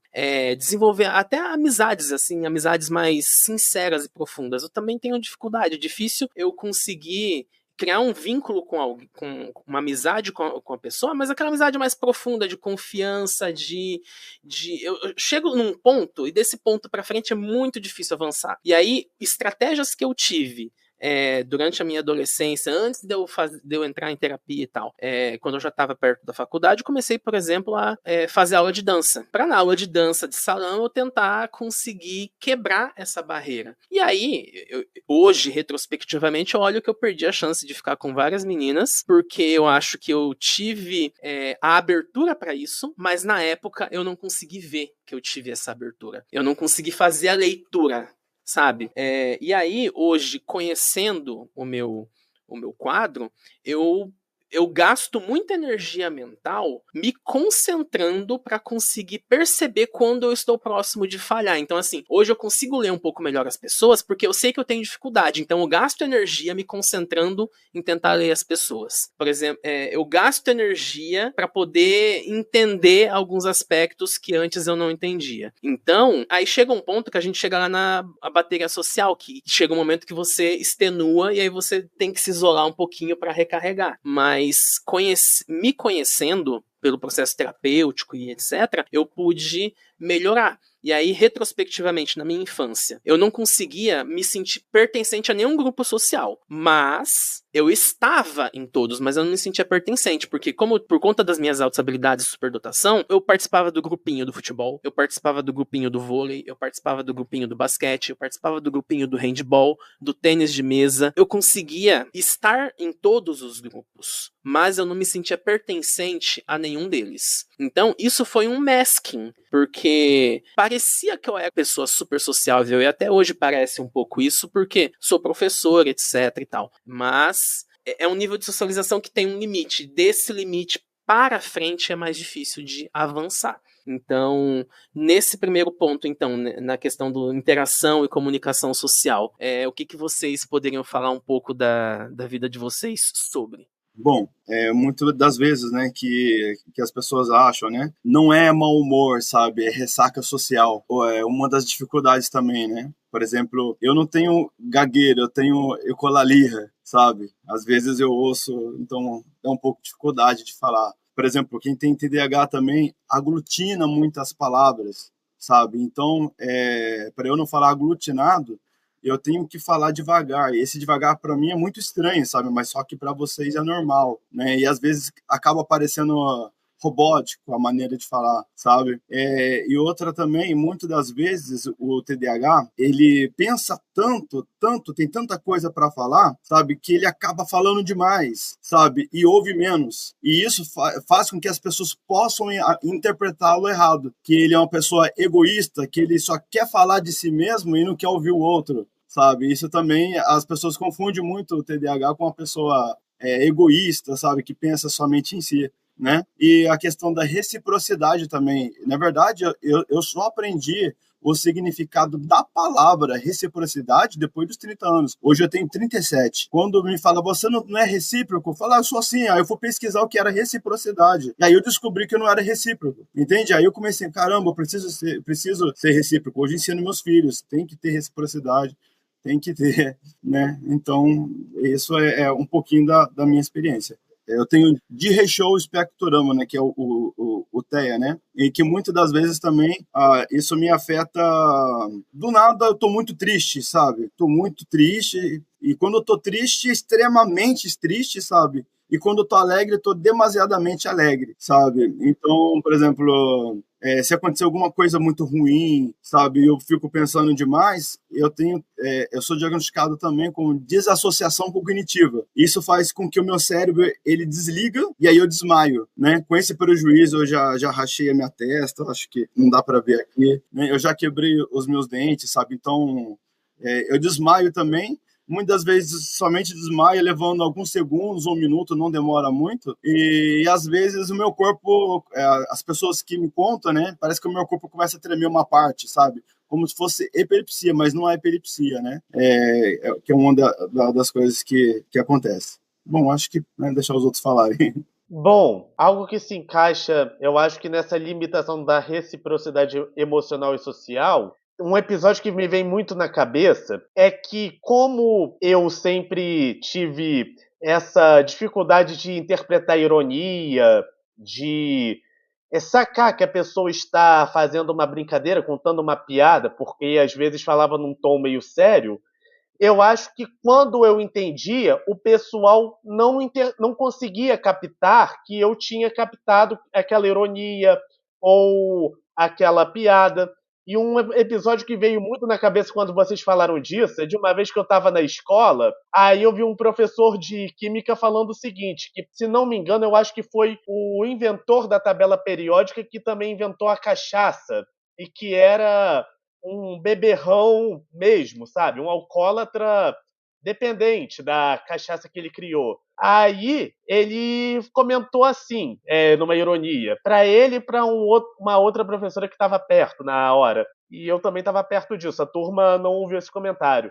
Pô, eu sou um cara tão dedicado, tão esforçado, tão sóbrio, e eu não tenho o meu trabalho assim valorizado. Já o cara que inventou a tabela periódica, ele era tão um fanfarrão, um beberrão, ficava bêbado com facilidade. E ele teve o trabalho dele reconhecido no mundo. Aí ele jogou essa ironia que eu percebi. Eu tô até pensando em começar a viver uma vida de embriagado para ver se o meu trabalho de químico vai ser valorizado. Aí eu peguei essa piada para mim e contei para todo mundo da turma e até para outros professores. Todo mundo interpretou como se eu estivesse falando a verdade. Aí muita gente, não, Davi, não faz isso não, esse caminho não é certo não.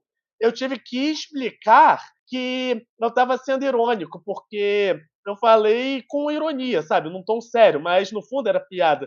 E todo mundo entendeu na literariedade. E eu nunca me esqueci disso, sabe? Me identifico com você, Davi.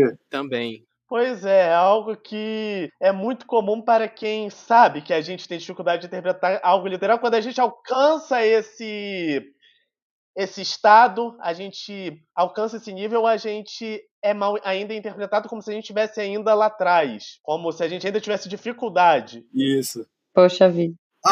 Outra coisa também, por exemplo, eu tenho sensibilidade também auditiva, né? E às vezes também, por exemplo, quando alguém tem um tom mais elevado, eu sempre acho que tá brigando comigo, sabe? Então, Sim. No começo eu brigava muito com as pessoas, porque eu não entendia, achava que tava gritando comigo. Isso é uma comorbidade, pode ser tanto do TDAH quanto do TEA. Auditivo, quando a máquina de lavar louça aqui em casa tá com o disco de baixo travado, eu consigo perceber que o som dela tá diferente. E aí, assim, eu nem tô prestando atenção, mas de repente eu ouço um som de fundo, e aí eu percebo que esse som, é um som da máquina de lavar, mas o som da máquina de lavar não tá igual tá sempre. E aí eu vou lá ver, realmente tá uma das hélices que joga a água tá travada. A mesma coisa também o carro. Tem é muito sutil, é muito baixinho, não é que é um superpoder. É que a gente, quando a gente tem essa hiperatividade cognitiva, que tem um pouco a ver com a autossabilidade de superdotação, a gente tá aberto a tantos estímulos que a gente não consegue focar em nenhum, mas de repente a gente foca. E a hora que a gente foca, a gente consegue quase que apagar todo o resto e focar só naquilo. Falando também de sensibilidade a som, teve algo que aconteceu comigo no final do ano passado, que foi até algo que há 10 anos atrás eu achava impossível de acontecer, sabe? Eu sempre fui muito sensível a som alto, a música, quando a gente consegue sentir as ondas sonoras no nosso coração, sabe? Eu sempre me desesperei muito quando me vi numa situação onde parece que a onda sonora me sufocava, me tirava a liberdade. E eu sou filho de músico, sabe? Meu pai é músico. Então, de muito tempo pra cá, eu tive contato com som. Eu passei a ter contato com som de uma maneira com intimidade nesse alto volume, sabe? E eu notei que meu pai e minha mãe sempre me respeitaram muito por conta da minha sensibilidade, do meu incômodo em relação a isso. E eles começaram, tipo, a diminuir o som e a depois ir aumentando aos pouquinhos, até chegar numa altura que não me incomodasse. Eu sei que chegou um ponto em que o volume alto deixou de me incomodar. E ano passado, um presente de aniversário que eu ganhei, que foi um dos mais inesquecíveis da minha vida, meu pai, ele é roqueiro e eu sou muito fã de Beatles. A minha tia me deu de presente de aniversário um ingresso para o show do Paul McCartney, que teve no dia 16 de dezembro lá no Maracanã. E eu fui com toda... A minha alma estava em êxtase, sabe? O meu sentimento, meu coração... Eu estava em estado de graça de tanta alegria. E aí a minha mãe escreveu até uma crônica onde falava, se vocês quiserem até ler essa crônica, para vocês, que o fato dela ter me jogado na cena me fez criar nessa cena de som, o som no volume de show, assim, de mega evento e tal, acabou me fazendo criar coragem para ter a oportunidade de eu viver essas horas inesquecíveis, sabe? E, de fato, foi o melhor presente de aniversário que eu já ganhei. Foi um dia que eu guardo na lembrança e também no coração. Se vocês quiserem até que eu leia a crônica que minha mãe escreveu falando sobre isso, tô até aqui com ela nas minhas mãos. Por favor, cara, manda ver. É uma crônica da minha mãe. Ir a um mega show, como o do Paul McCartney ontem no caso, porque ela escreveu isso no dia seguinte ao show, pode ser um grande desafio para quem está dentro do espectro do autismo. O Davi é nível 1 de suporte. Isso pelo excesso de estímulos, pois tudo é mega. O som, as luzes, o tempo de duração, a gritaria boa, a multidão, o tempo de espera, o ir e vir. Se você é mãe de um autista, pode ser mesmo que o seu filho não consiga ultrapassar essas barreiras para assistir a um show ou outro evento. Faz parte. E não tem nenhum problema nisso. Mas pode também ser que ele possa ultrapassar, apesar de você ter ouvido a vida inteira pessoas falarem que ele não pode. Como saber? Aí vai uma percepção minha como mãe. Fui exercitando, com o tempo, estar atento às limitações, mas também às potencialidades e anseios dele. E aos poucos apresentando os desafios e passando segurança para a travessia. Não forçá-lo a encarar essas oportunidades, que são desafiadoras, mas mostrar que elas existem e que tudo bem se ele for ou se não for. Jogá-lo na cena com segurança me parece ter feito toda a diferença. Ontem foi especialmente mais desafiador porque esse suporte da condução com confiança geralmente fica por minha conta. Só que ontem ele foi sem mim, mas estava acompanhado de um time também cheio de amor, disponibilidade e cuidado, a família paterna. Foi histórico estar nesse mega show junto com o avô, o roqueiro mais alto astral que eu conheço, que me apresentou o rock quando eu era adolescente. O show foi presente de aniversário dos tios para ele, que também se sentiram realizados com a companhia do sobrinho. Eu, de longe, fiz a minha parte no suporte. Dei algumas orientações à família sobre o que poderia acontecer diante desse novo. E deu tudo certo. Realizou o sonho do avô, que esperou o neto crescer para estar num rolê desses com ele, dos tios amados e dele também, pois Beatles está no DNA. E ainda tirou onda me enviando foto curtindo duas paixões minhas, Paul e Hot Dog da Genial. Uma das mensagens durante o show: mãe, tô em êxtase. Imagina se eu tivesse acreditado em tanta gente que enxugou suas limitações. Como diz a linda canção que me fez chorar ontem, There Will Be an Answer, Let It Be. Pô, que da hora, cara. Mas pegou num ponto fraco meu, cara. É falar de show. Muito bom, fiquei arrepiada aqui. 2. Essa é a crônica que minha mãe escreveu falando ocasião. Pô, que legal. Fico feliz que você curtiu, inclusive, cara. Pô, foi realização de um sonho. Eu dancei, cantei, vibrei. Muito bom. De fato, a minha mãe tem uma maneira muito especial com as letras, sabe? E foi dela e do meu pai que eu herdei esse meu gosto literário, sabe? Ao ponto de que até em 2022, outra coisa que também, uma história que é parecida com essa, em 2022 eu me inscrevi num edital cultural do governo do estado do Rio, que se chamava Cultura Inclusiva nas Redes, porque eu tinha um projeto que era um curso de escrita criativa com um linguajar leve, informal e adaptado a quem tem um processamento sensorial diferenciado, sabe? Que é o caso de quem é autista, de quem tem TDAH, etc. Aí eu tinha esse projeto pronto, que ele surgiu na pandemia. O nome do projeto é No Rolê da Criatividade. Está até disponível lá no meu canal no YouTube, Davi no Rolê. O projeto No Rolê da Criatividade ele consta com 3 aulas que falam de escrita, ensinando você escrever através da escrita criativa e usando esse linguajar. Aí eu toco no assunto em técnicas de escrever, alguns métodos eu ensino, métodos que eu aprendi e que eu, como também escritor, aprendi. Aí eu inscrevi esse meu projeto no edital, ele foi contemplado e no final de 2022 eu lancei as 3 aulas no meu canal. Eu lembro que foi um sucesso, teve uma importante repercussão aqui na região, sabe? Saiu no site da prefeitura, saiu nos principais veículos de imprensa regionais e em jornais também estaduais. E eu lembro que no dia da cerimônia, quando eu recebi o diploma, o certificado de que eu tive meu projeto contemplado, eu falei uma frase do Cervantes que eu gosto muito, que é o seguinte: mudar o mundo não é loucura nem utopia, mas sim trata-se de uma questão de justiça. E eu lembro que quando eu encerrei o meu discurso com essa fala, parafraseando o autor do Dom Quixote, eu lembro que quando o evento terminou, um monte de gente chegou para mim: Davi, parabéns, adorei seu discurso de vitória, sabe?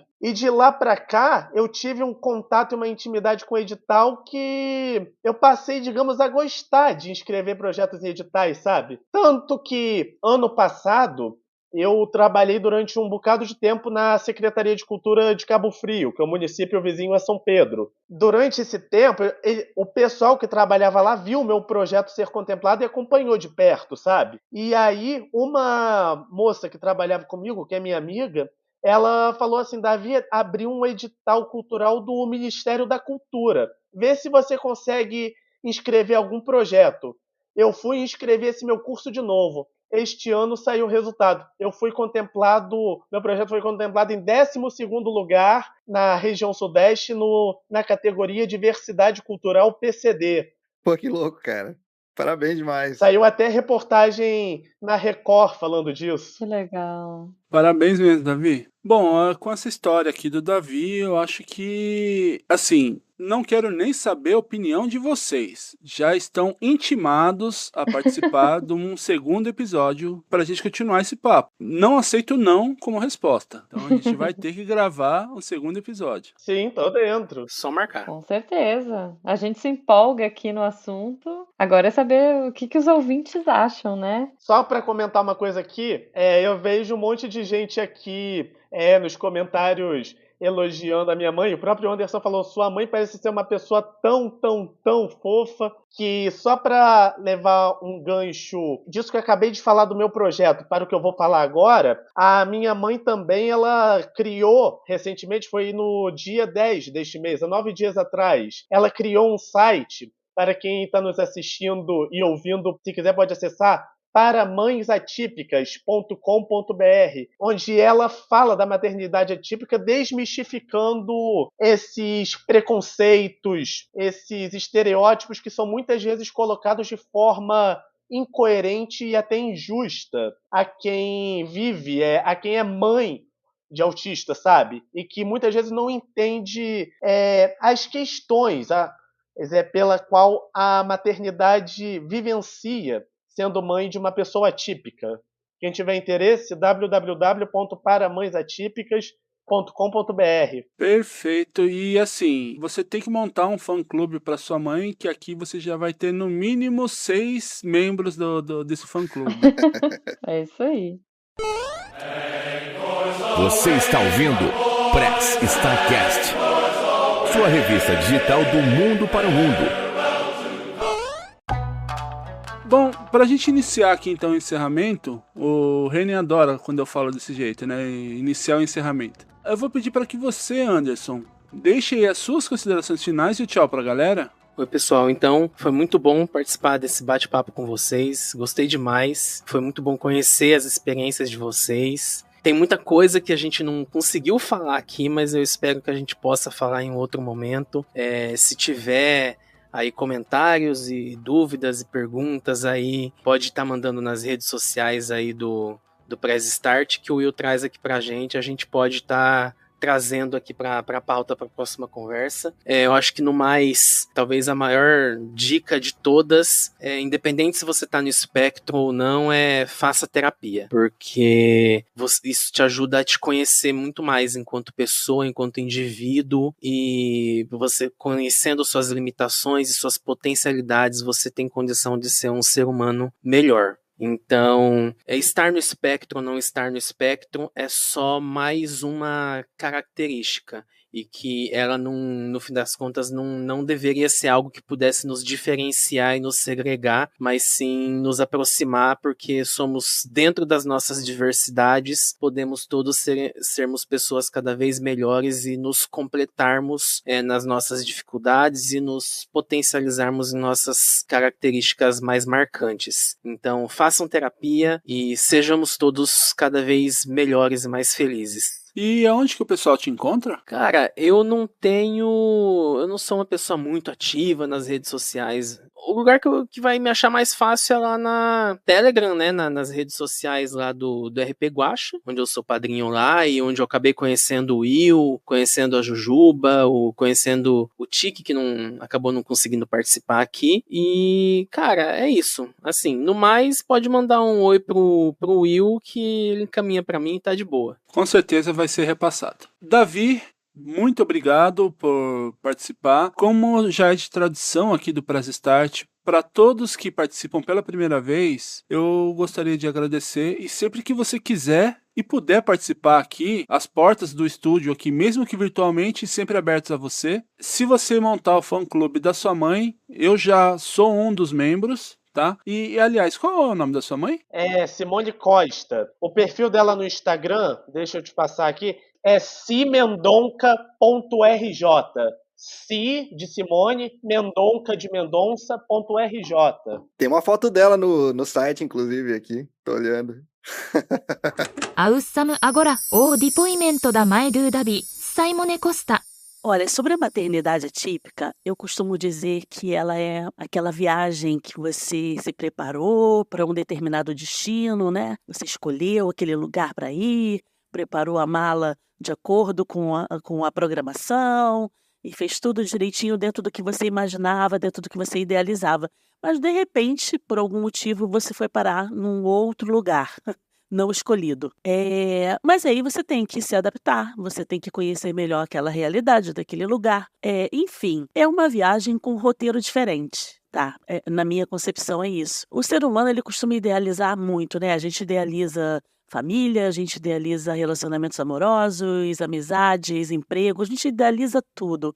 E aí, quando uma coisa sai de um jeitinho diferente do que a gente idealizou, a gente tende a ficar se vitimizando, né? E esse não é um caminho que eu gosto. Eu não gosto de me vitimizar, nem vitimizar meu filho. Mesmo porque eu faço questão de deixar claro que a deficiência e o autismo, no caso, ele não é a questão, ele não é o problema. O problema não está nisso, o problema está na falta de estrutura da sociedade, na falta de um olhar menos preconceituoso, mais empático, na falta de políticas públicas para ajudar a gente nessa jornada. Então, assim, a deficiência ou qualquer outra questão não é problema. O problema está na sociedade. Então, assim, para mim, a maternidade é isso. É uma maternidade mais desafiadora, sim. É mais difícil sim, mas é um roteiro diferente, né? Qual maternidade que não é desafiadora e que não é difícil, não é mesmo? Então é isso, gente, é uma jornada que precisa de mais empatia e de um olhar diferenciado da sociedade, porque nós, enquanto mães, nós já estamos fazendo a nossa parte. Em 2020, no final de 2020, foi quando eu completei 18 anos de idade, a minha mãe lançou um e-book chamado Pérolas, Palavras e Artimanhas de um Menino Autista, onde ela reunia um monte de pequenos episódios de coisas engraçadas ou atípicas que eu comentava por justamente ter um processamento sensorial diferenciado e uma visão por um outro ponto de vista, uma visão de um garoto neurodivergente. Ela lançava na época esses episódios nas redes sociais e na época fazia um monte de sucesso, um monte de gente ria, se divertia, um monte de gente falava como é que uma criança conseguiu falar uma coisa tão interessante dessas. Aí ela reuniu esses pequenos episódios e reuniu num e-book que está à venda na Hotmart. Eu vou botar até o link aqui no chat. Que se chama Pérolas, Palavras e Artimanhas de um Menino Autista. E que na época teve... Eu lembro que eu estava até com um primo meu internado no hospital, ele estava acho que com Covid até, e com uma outra virose que ele pegou, e o fato da mãe dele ter lido esse livro na época que foi lançado, ela disse que foi a alegria desse período, foi o que salvou esse período de sofrimento dela, sabe? Então, para quem se interessar, o livro, o e-book Pérolas, Palavras e Artimanhas de um Menino Autista. E Davi, eu vou pedir que você deixe aí as suas considerações finais e o tchau pra galera e aonde a gente pode te achar. Bem, vocês podem me achar no meu Instagram, eu.davi.oficial. Também estou no Facebook, Davi Mendonça Cardoso. E no meu canal no YouTube, Davi no Rolê. E para quem tem interesse de saber um pouco da minha carreira profissional, também estou no LinkedIn, Davi Mendonça Cardoso. Sobre as minhas considerações finais, eu agradeço imensamente a oportunidade de eu compartilhar aqui a minha vida, de eu contar as minhas histórias, as minhas experiências, falar mais do autismo sob um ponto de vista de respeito, de inclusão e mais humano. E eu espero que cada vez mais a gente possa ter um discurso inclusivo e anticapacitista para mostrar que o problema não é na pessoa que você é, mas na sociedade querendo te impedir de ter liberdade de ser quem você é. E como eu falei aqui, eu vou parafrasear novamente Cervantes, as pessoas autistas que têm coragem de mudar o mundo para construir uma sociedade mais respeitosa, mais inclusiva, mais igualitária, não desistam, porque mudar o mundo não é loucura nem utopia. E sim, trata-se de uma questão de justiça. Muito obrigado. Davi, sou seu fã. Obrigado. Também virei de todo mundo. Estevam, muito obrigado por trazer um pouquinho aí da sua história, né? Da mesma forma que eu falei pro Davi, sempre que você quiser e puder participar aqui, as portas do nosso estúdio, mesmo que virtualmente, sempre abertas a você. Eu vou pedir que você aí deixe as suas considerações finais, o tchau pra galera e aonde que o pessoal te encontra. Ok, muito obrigado pela oportunidade de ter participado, né, desse tema, né, tão incrível, sabe? Eu, como o Anderson, né, eu também não sou muito ativo nas redes sociais. Fiz meu Instagram há pouco tempo, talvez alguns meses, né? Tá Estevam_Fujita, né? Mas pretendo também começar a gravar conteúdos também, né, pra internet, né? Especialmente falando sobre isso, né? Eu tenho o que a gente fala kashutiu em japonês, né? Que é hiperfoco, né? Na área do autismo, né? Eu comecei a fazer letras, mas eu tenho hiperfoco na área do autismo, né? E, portanto, o ano que vem eu vou começar a fazer a minha pós, né, em neurociência e neuropsicopedagogia clínica, né? E aí eu quero trazer muito conteúdo a respeito sobre isso, né? E como o Davi disse, né, o problema não está na pessoa dentro do espectro, né? E sim o capacitismo, né? Então, muitas das vezes as pessoas ali entendem que temos que ter igualdade, sabe? Só que é igualdade com equidade, sabe? Igualdade não é tratar o outro igual. Eu entender a diferença do outro, sabe? E a partir disso, tratar com equidade, né? Porque muitas vezes não jogar as pessoas da minha própria perspectiva, sabe? Porque nem sempre da maneira que eu vejo é a maneira correta. Sempre ter isso em reflexão. Muito obrigado. Jujuba, É uma delícia ouvir a sua voz aqui e poder te ver, porque eu só ouço você lá no RP Guacha, né? Eu sou seu fã. Ah, obrigada. Você só perde no meu coração aqui, você só perde pra Shelly. Mas também a Shelly é a Shelly, né? Pois é, não tem como. Mas, brincadeiras à parte, para você também estendo esse convite, tá? Sempre que você quiser e puder participar aqui, as portas sempre abertas. Olha, não fala isso.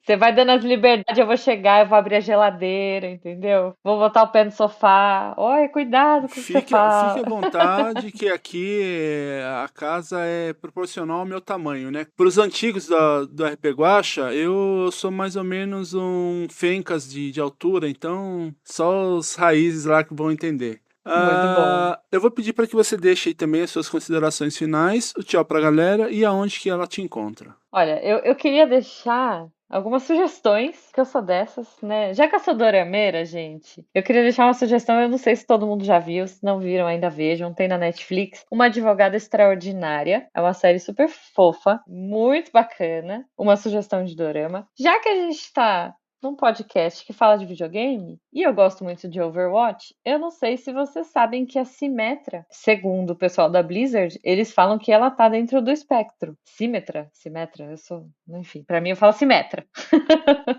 E ela é responsável por construir os escudos, né? Então eu achei interessante essa escolha da personagem que faz os escudos e tal. E tem essa questão da proteção um pouco, mas não só a ela mesma, mas aos amigos também. Espero que tenha cada vez mais essa inclusão em outras mídias, né? Tanto em programas de TV, séries, jogos, que a gente tenha cada vez mais essa inclusão para que fique cada vez mais típico, vamos dizer, assistir, acompanhar e entender mais esse universo. Também deixo uma série do coraçãozinho, assim, que eu gosto muito, que é Amor no Espectro. Não sei se vocês conhecem, mas é fofa também, muito legal, assim, muito boa pra entender um pouco mais, né? Nossa, essa série é linda. Tem uma temporada que é lá da Austrália e outra nos Estados Unidos, né? Mas, assim, uma coisa que eu geralmente falo quando eu faço, né, avaliação neuropsicológica, e que eu sempre comento com os meus pacientes, na maioria dos casos, ter o diagnóstico, para algumas pessoas, ter um diagnóstico não muda nada, mas para algumas pessoas, ter um diagnóstico muda tudo, e é o começo de uma visão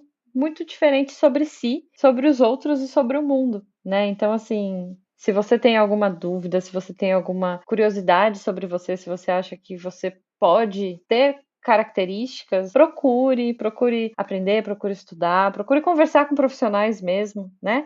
Porque isso pode fazer uma grande diferença para você, para o seu futuro, para as pessoas que estão perto de você. Não é porque eu sou neuropsicóloga que eu tô falando isso, mas é que eu vejo todo dia no consultório como as histórias se transformam ao longo do tempo. E isso é a parte mais legal. Né? Então, se você tiver alguma dúvida, se você quiser conversar comigo, pode me mandar. É assim, se você tiver dúvida sobre psicologia, pode mandar pro @psi.julianavf, que é aquela coisa mais profissional, né? Que eu posto. Como o meu foco é TDAH, então tem muito mais coisa de TDAH, mas vamos conversando por lá. Também, né, da parte de terapia, enfim. Se você tá aí no Japão, gente, alguém que descar. Boa. Quero saber de vocês, olha só, né? Vamos fazer atendimento online, vamos cuidar da saúde mental de todo mundo. Mas se você quiser ver meus cachorros, falar de podcast, dar risada, @jujubavi. E pra gente finalizar aqui, Reni, deixa aí também as suas considerações finais e tchau pra galera. Beleza, primeiro, preciso agradecer a galera aí que acompanhou a gente até aqui, valeu demais. E também, se vocês quiserem acompanhar aí meu outro podcast lá, o Dropzilla, dá uma procurada por Dropzilla Cast, lá a gente fala as notícias aqui do Japão de uma forma meio escrachada, né, como sempre. A gente fala sobre música, muitas vezes das bandas independentes aqui do Japão, a gente divide aí em 3 partes, antes eram 3 programas à parte, mas agora a gente traz as notícias tudo junto aí, só que dividido por blocos, que é o punk rock, o metal e o hip hop e rap, né, com o Vitão e com o Juca lá de outros podcasts, né, o Vitão do No Japão Podcast e o Juca lá do WasabiCast. Então a gente traz as notícias aí tudo junto, a gente pretende aumentar aí essa gama de notícias com outros gêneros também,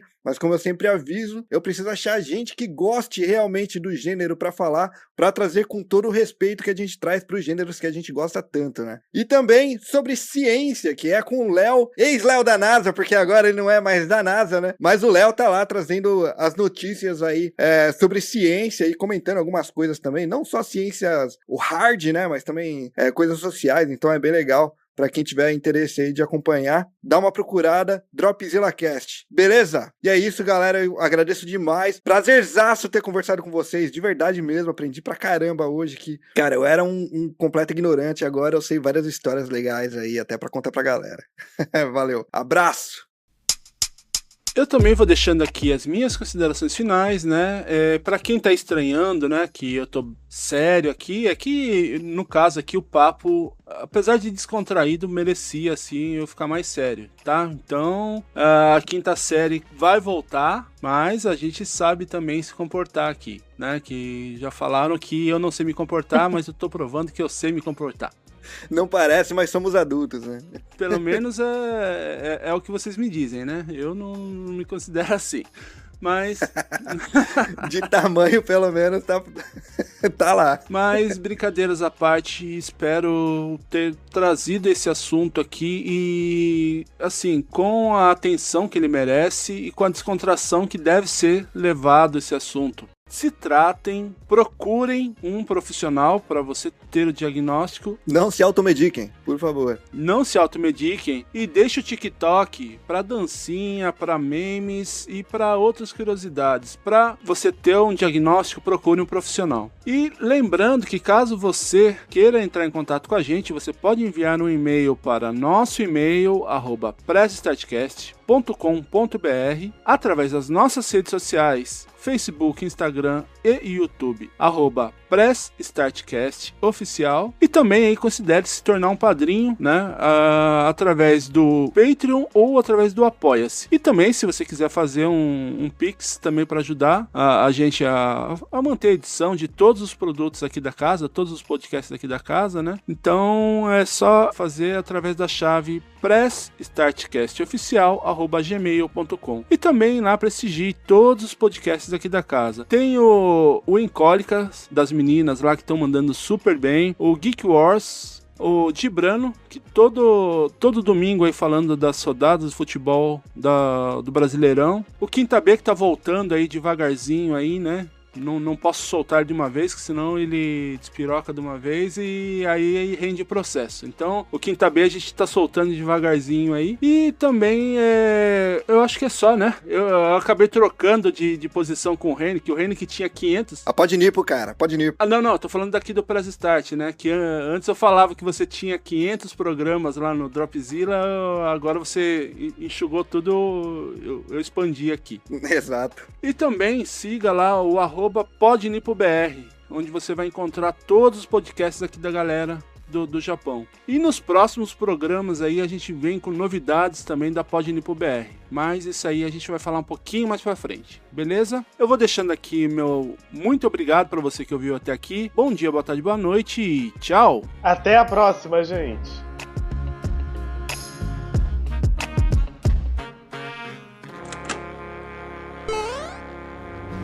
Você está ouvindo Press Starcast, sua revista digital do mundo para o mundo. Ah, que pena! O programa está acabando, mas não fique triste. Logo, logo tem mais uma edição do Press Startcast. Siga nossas redes sociais, @Press Startcast oficial no Instagram e Facebook.